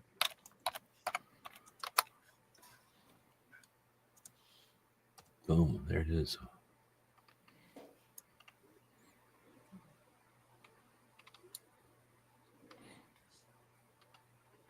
It does leave some loose ends, which I wanted when it ended. I did want more. I wanted to see more. Was it designed to be 2 seasons? Yeah, that's what I read. What it was only gonna be 2 seasons. Well, because usually then they'll have like a complete story, right? It's not like they got cut off or they were open-ended or something, like intentionally or unintentionally, I guess. Yeah, I didn't know if they left those loose ends in case they wanted to come back and do a third one. For the most part, it's wrapped up, but there are some things that don't get resolved. Yeah. But overall, I like that. Was it a lot of sci-fi stuff, or was it like, oh, it's Star Wars, but it's just all drama, and they're like talking to each other the whole time? Or was there sci-fi stuff with like robots and lasers running around? Nah, it's more drama. Okay.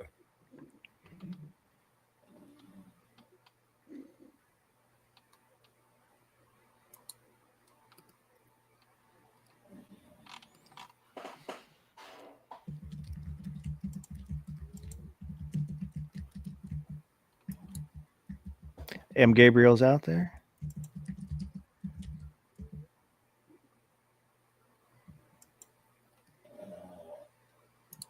He's asking, is the second season of Andor out? Oh yeah, it's done. It's all done.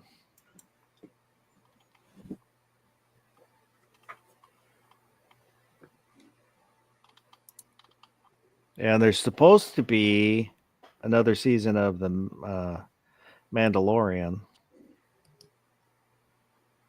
I mean, I'm interested, but at the same time, they've really made that thing pretty heinous. Like they have not done a good job of Boba Fett or whatever he's called. I guess he's not Boba Fett, but whatever. It was kind of cool when they gave him that stick made out of the metal, and then they immediately like gave it to that girl and then melted it down or something. Oh, it's one of the things I liked is looking at the Mandalorian and then Andor. The two shows had different feels, so it wasn't like a cut and paste. Yeah, it's definitely different. They added in a different guy, and it's not like here's Star Wars. Everything is in this there's Star Wars cookie cutter or whatever, like Star Wars, world. But it's not like every time you do Star Wars, it has to be this way. So I like that about it. That they're all kind of a different, I don't know, point of view or different angle on the world of, the universe of Star Wars. Like, you'll get it from different poor people and rich people and fighters and non-fighters. Like you'll get it, different bites of the world or whatever. I like the Mandalorian is kind of like episode to episode. There is a string that goes through the whole seasons, but each episode is almost standalone. And then the Andor is like one long movie where it just pauses. You pause the movie to go to the bathroom. That's that episode's over. You come back, unpause it, and you kind of keep. That's the feel I got.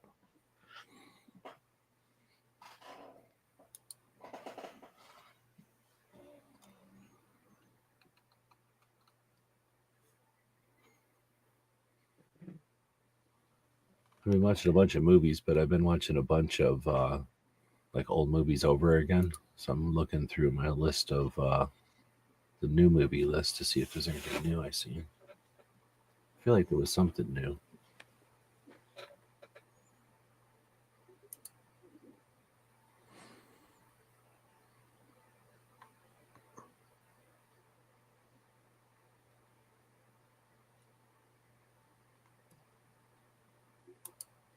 Are you gonna do anything about like the best of 2004 or 24? With anything? Wasn't planning on it. Everybody does that. I'll let everybody else do it. Are you gonna do anything like that, Gizzard? I thought about it. I've done it in years past. I don't know that I did last year, but it's something that I might do.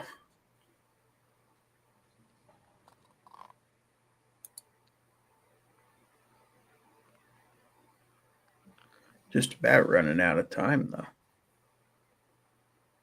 That's kind of true.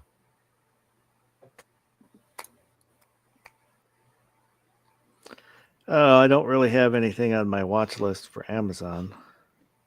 Transformer 1 is on there. I just haven't Oh, gotten that's around to amazing. You haven't watched that yet? No. Other than that, it's all old stuff. Andromeda, Fallout, The Boys, Space 1999, The Replacement Killers, I The watched one Avengers. episode or one season of The Boys, and I didn't watch. I didn't go back to watch it again. Is it worth? I think the watching? first season was the best. I was like, I kind of like, yeah, it's kind of like going to Reddit. Like, okay, like I get it, but it's not my thing. Oh, I watched Beatles 1964. I don't know if that's worth talking about. It's like a movie about the Beatles.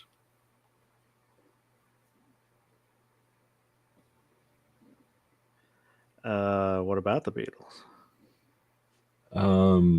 I would say I've watched enough movies about the Beatles that it's not like I am missing anything about the Beatles, but it was a fresh take on, just in 2024. So who's still alive? McCartney and Ringo are still think so. around. So it has them in it. So you get the thing is, it has them now, but it has a lot of them throughout the years, like little blurbs from interviews or something. So it's not like there's anything eye-opening. The Beatles are the Beatles. It's just like, hey, remember the Beatles, and here's some stuff that maybe you didn't know about, or maybe you forgot about, during the. I mean, can you imagine how many like eras of the Beatles there were? So it kind of was like a summary of the Beatles, I guess, and a reminder for people who hadn't thought about the Beatles in a while, and then kind of like an introduction to kids who probably don't even know who the Beatles are. Well, Have a the good thing night, is M. Gabriel. the people who would have been alive during the Beatles' career is starting to dwindle. Yeah, literally, right? And Mm-hmm. without the people who know the deal, the Beatles are just another, they're probably not even. I bet you if you asked a kid, they would think the Rolling Stones are bigger than the Beatles because they've just encountered the Rolling Stones more. Well, their career was much longer. Yeah. Oh, that's true too. I never thought about it from that angle. They probably, they're not bigger than the Beatles, I guess, but I guess in some ways you could say that they are. That's a good point. Like they're literally still around. No, They were huge sellers as far as number of records and their impact on the industry, but by 1970 they were no more. The Beatles, you mean? Mm-hmm. Yeah. They were broken up by 1970. Like, I don't know if there's a way to know which group had the most impact in music, but I bet you they'd be up there, right? Oh, yeah. I think so. Or I don't know, maybe not group, entity. Like, I don't know I think the Beatles are bigger than Elvis as far as like impact on music, and right? Like Elvis was a big deal, but for some people, where like the Beatles were a big deal for like a lot of people. I am avowed Beatles fan. I'm a huge Beatles fan. I always have been. I've got a big book about the Beatles, but it kind of goes into a lot of stuff. I haven't read it in years, but like their manager. What's that? Are you going to watch this new movie, Beatles 64? is really only about, even though it's new, it's only about 1964. I guess I should have said that. It's about like the times when the Beatles came to the United States for the first time, and sort of like them reminiscing about that experience. And I don't know if it's because Elvis came out with a new movie or I don't know. But anyway, sorry, There it was was- just about 1964 specifically. So it's not quite like a documentary of the Beatles or nothing. It's just about like, here's a whole bunch of stuff about this particular time when they first came to the United States, essentially. There was a documentary that came out a couple of years ago. I don't remember the name of it, but it's one that I really wanted to see, but I think it was like on Apple TV or something like that. So I never got to see it. But I think can't remember if it's in the book about, I mean, it goes into stuff like the Beatles manager who committed suicide, and some of the rumors are McCartney was bi, and he kind of fell in love with McCartney and then couldn't be with McCartney, so he tapped out. They killed him. Well, no, I don't think that. I think maybe he did it himself, but I think that's in the book. I never heard that. That's in a book about them. Yeah, I mean the book is like that thick. Of course, there's rumors that's been persisting for years and years that Paul McCartney is not Paul McCartney. Yeah, That I the don't real buy Paul it. McCartney died in an accident and he was replaced by a lookalike. Yeah, supposedly the eye color changed and the Mm-hmm. facial structure is a little different. I don't personally buy it. That would definitely be somebody who like laid into their role, right? Like definitely took that role to heart and like lived it. That would be such a big, you know what I mean? Like just go ahead and take all of his stuff and like live his life. You know what I mean? Like that's a tough thing to just roll into, or a big ask for somebody. And like, would that Well, even be that possible? and then sound exactly like him when you sing, write Yeah. exactly like he Write wrote songs when he like wrote him, with right? Lennon. And be comfortable Yeah. just writing songs, like knowing everybody in the industry, like no one's going to notice. Like, doesn't make a lot of sense. If they were like brand new and like no one knew who they were yet and somebody got switched out, well, sure. But not after all that time on the clock. Too many people in the industry in the world know him, right? Well, you got like the Zombies when they made a song that became a hit after they broke up. So basically, the industry created two bands called the Zombies and then sent them around. Gibson from ZZ Top was in one of those fake zombie bands.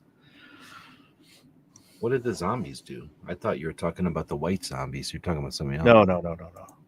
What is or not the White Zombies? White Zombie is a dude. I was thinking of something else. But then what is Zombies? What did they make? What was their song? And there's a song called Zombie too. Yeah, but From the that's Cranberries. Cranberries, yeah. Zombie. I heard that she came up with the lyrics in that song by watching somebody shoot 9mm. It was so boring that she came up with that song. But like, would I have heard a zombie song before and I just don't know? it? Yeah. Oh, okay. Was Like the Time of the 50s? Season? Was that Zombies? Yeah, Time of the Seasons. Okay, so like 1960s songs. Yeah. 69. That's, I think, 69.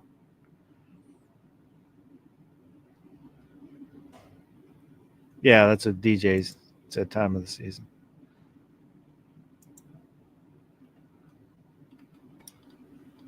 My what's it called? The satellite radio thing. For a while there, they took away my ability to like. You could type in like you'll put in like Metallica, and it'll play a Metallica song every once in a while, and then other rock songs that are like Metallica, and I'll just tell it like Fleetwood Mac, and then it'll play songs like Fleetwood Mac, as long, you know, as well as some Fleetwood. It's kind of like Pandora, but when I'm listening to that, and I'll go in there and say thumbs down, so I don't have to listen to shit I don't like, and that's where I see like a lot of stuff where I'm like, oh, I heard of this song before, and then I'll like look to see, and I'll be like, oh, you could have gave me $1,000 and I would have not known that it was like, you know, the name of the band was this or that. Like I've heard that song my whole life, but I've never paid attention to who sung it.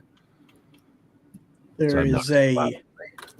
if you're interested in music, I don't know if you'd like this thing or not, but I stumbled upon this YouTube channel. It's called Virgin Rock. And this is a classical music artist. She's actually a harpist who has never heard rock music at all in her life, never listened to it. In fact, her parents didn't even have a TV when she was growing up and stuff, but she's a grown woman now and married. And her husband is trying to introduce her to rock music. So each day she does a different video of her impressions of listening to a classical rock and roll song. I've seen some of her videos. It's very interesting, her takes on stuff, because she completely comes at everything from a musical standpoint, and she doesn't just treat everything as it's trash. She actually looks at the merits of it and everything else. So it's really She's cool. playing it, or she's just talking about it? Oh, she's playing it and talking about it at the same time, analyzing it. She's, I haven't seen she's hers, like but Dutch or German or something. Well, she's American. No, well, she's got a pretty heavy accent for being American. Unless we're talking about two different people. Well, I was going to say, I've seen, not her, but I've definitely seen like, here's a music teacher, or here's like a musician, and they're from like some other country or something, and like you say, like they've never heard music before or something, or maybe that's just their act. But they'll No, listen she's- to like, Is this the one you're talking about? Let's see. Yes, Amy Schaefer. She is not from the U.S. Hey Really? everyone, welcome to the second half of this special weekend and the sequel to my interview with Elizabeth from Charismatic Voice. Well, sounds if you French or watched that interview Yeah. yesterday, She Well, in her it's- intro video, she said she was from somewhere in America. So yeah, she could well, just be maybe second she's generation or whatever. the she's Whatever, married to a Dutch, German Amish. guy. because she has an accent, so she might be like Amish. Well, not Amish herself, but But she said you her know, parents didn't Pennsylvania have Dutch. a TV or anything, and both of her parents were musicians, and So that might be it. She's Pennsylvania Dutch. could be. Yeah, because she has an They have accent. an accent. They talk like the accent. Yep, I that's got the you. channel. I got you. But I've seen Yeah, I've channels seen a that little are bit of hers. different types of people, like say music teachers and musicians from other countries that never heard our music. And I've only ever seen them when they listen to Grateful Dead songs. But yeah, listening to people who, you know how to use the words of musicians, listening to something for the first time, that are actually, like you're saying, open-minded about it, like, interested in it. It's pretty interesting, because I don't know how to describe this stuff. And they're like, they'll be like, oh, this was really neat how this happened, or the way that they would transition to this or whatever.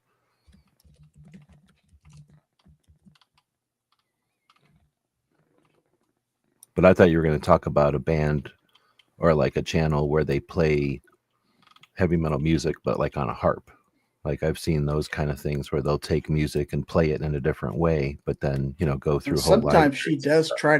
does have her harp right beside her, and sometimes she will try to play some of the guitar riffs and stuff on her harp just to see if she can do it. So There's another harpist that will do that. She'll play songs, and then I think she's the one. She'll also run hers through like fuzz boxes and stuff, through amplifiers, and then add distortion. I don't remember that. I don't recall what her name of her channel was. Is it the one DJ's talking about? Emily Hopkins? No, I'm looking at that Emily Hopkins now. That's not her. I have seen some of hers, but it's somebody different. That's just, all the cool kids are buying harps now. I'm not gonna buy a harp when you can make a harp. Wouldn't harps be extremely expensive? I would think they would be. Wonder if you can get them on Amazon. Oh, I bet you can. I could get a link and put it out there. Yeah, here's the lady. I have a bad habit of saying chick, which my wife hates. I don't mean it. What if you in a said demeaning chica? way. If you say chica, then it's international. Yes, you can buy harps on That's a weird looking harp.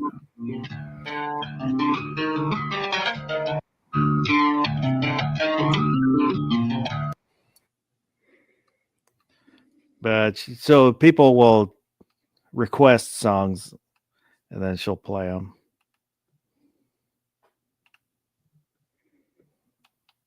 All the cool kids want a harp. We had an auto harp. You ever seen an auto harp? Yeah. We had one of them when I was a little kid.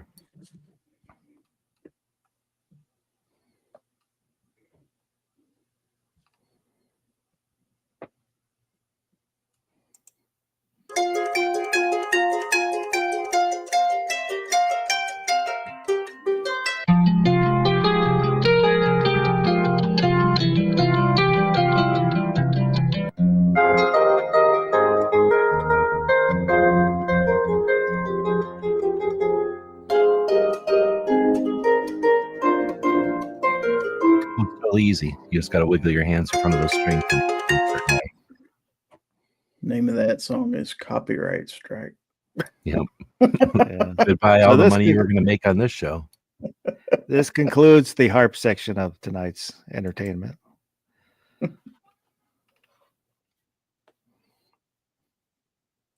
Next, you can find us a xylophone channel or something like that.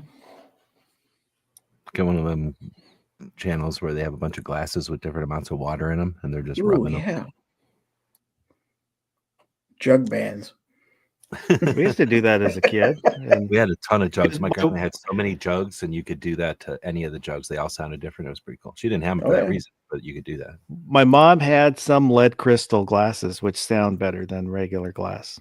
Oh, you're talking about the glass thing. I've definitely done that, but not ever set up like a bunch. Maybe in school we might have. Have you ever taken crystal and like put it in dishwater or something and get it wet and then rub your finger along? Yeah, that's the what we're rim talking of it, about. and it A little bit generates of a vinegar. tone. You put a little vinegar in there. Oh, I didn't know that. That makes a different surface tension. Oh yeah.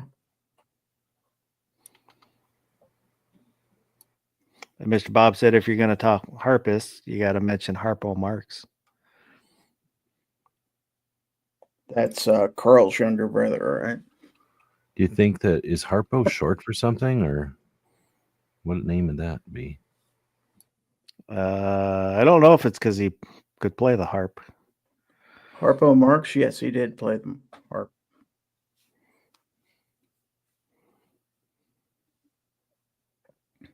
That wasn't his actual name, though. Supposedly, there's some story about why he stopped talking in the routines. Goes back to like vaudeville, but I don't remember what it was. His name was Arthur. Yeah, it says the Harpo name is derived from the word harp, a musical instrument, and reflecting the character's penchant for playing the harp silently, consistent with the persona in the Marx Brothers act. It says So- when he tried to speak along with his early pantomime routines when doing vaudeville with his brothers, it ruined the effect, so he chose to remain silent. And he could really speak. So that was just his style. And then what, would he act like he was playing the harp, but he wouldn't, no noise would come out or something? No, he'd play the harp, but he'd never talked. But when He he would. played the harp, music would come out. It wasn't like Yeah. he was silently Mhm. playing the harp. Okay. Mm-hmm. Yeah, the Chico, other brother. He was really good on the piano. I never watched any of their movies. They were like the Three Stooges. Kind of. The not quite as well. There is slapstick in it. Not quite as slapsticky as No, more As the Three Stooges. vaudevillier. yeah. And then Zeppo was the straight man.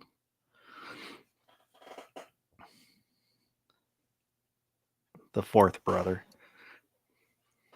Some of those movies, if you ever take time to watch them, some of them are pretty good. Mr. Bob said they did some amazing piano duos.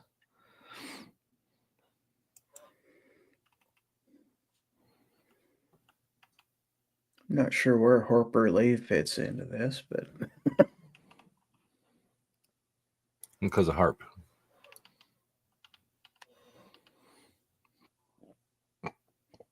is that the only other? Harper Valley PTA. Ooh. Valerie Harper.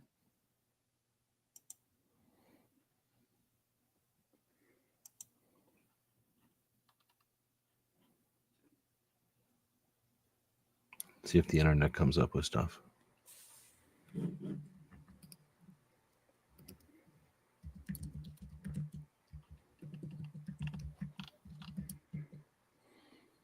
The internet could not come up with a bunch of names with harp in it.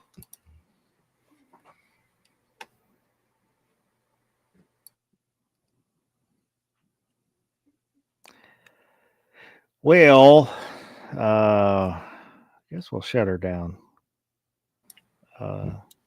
And a perfect time to do a bracket, but bracketless. Yeah. I Is there heard anything you that want to plug? Trump G takes office that brackets will be tax deductible and plenty of free parts, like plenty of parts for repair. Nah. Well, Trump has the classiest brackets.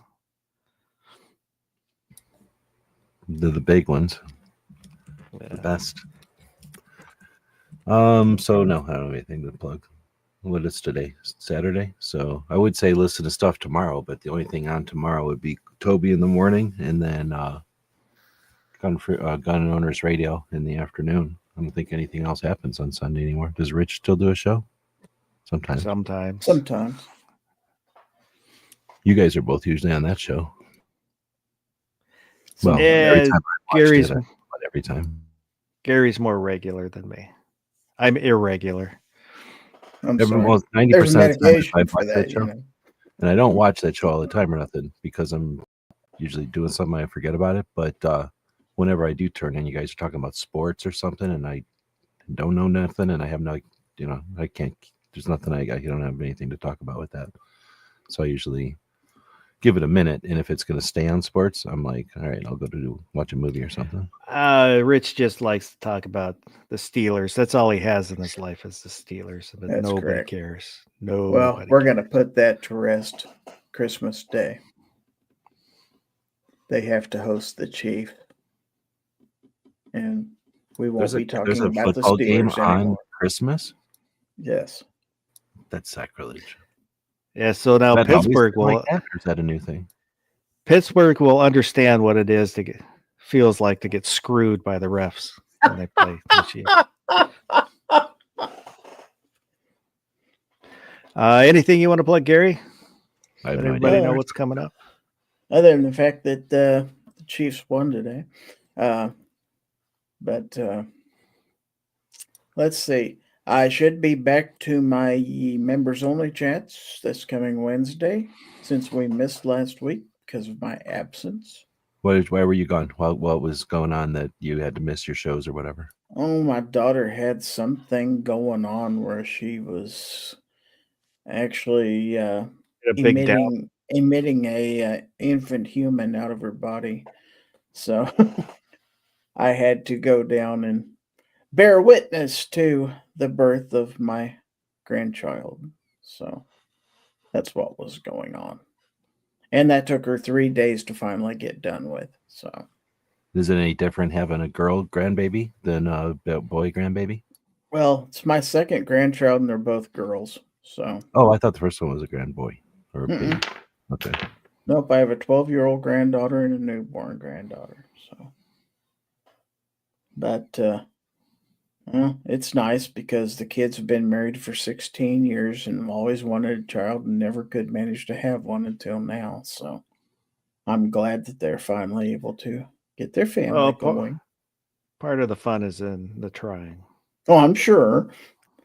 I presume they were doing it right, but I didn't inquire. Anyway, Yeah. there are books and stuff on the subject. But anyway, that and Friday night, of course, the final episode of season 6 of Foul Territory. And that'll be at 9:00 p.m. Central Time. And we will, of course, have our year-end awards for panelists and stuff like that.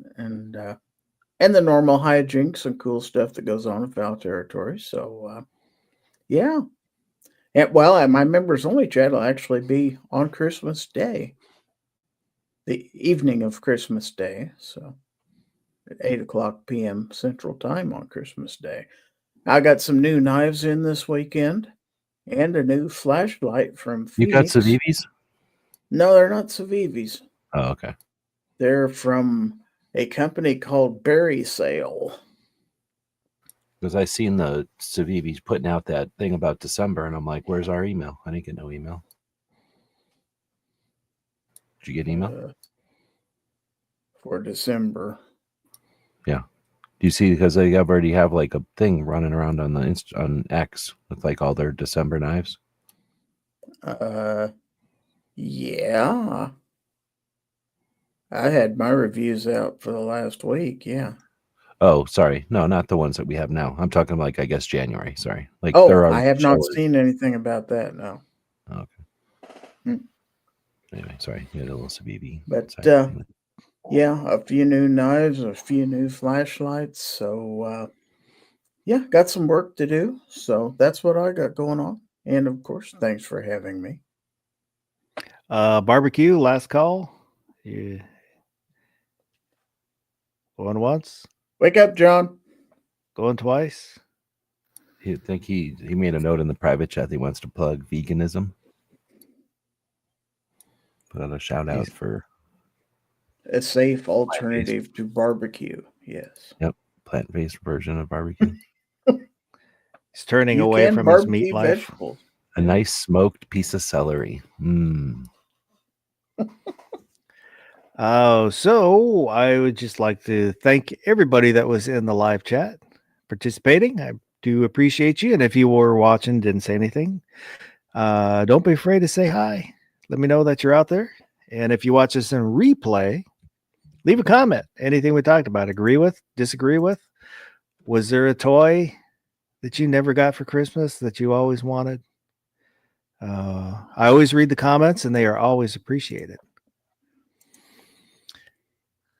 So next chat will be next weekend.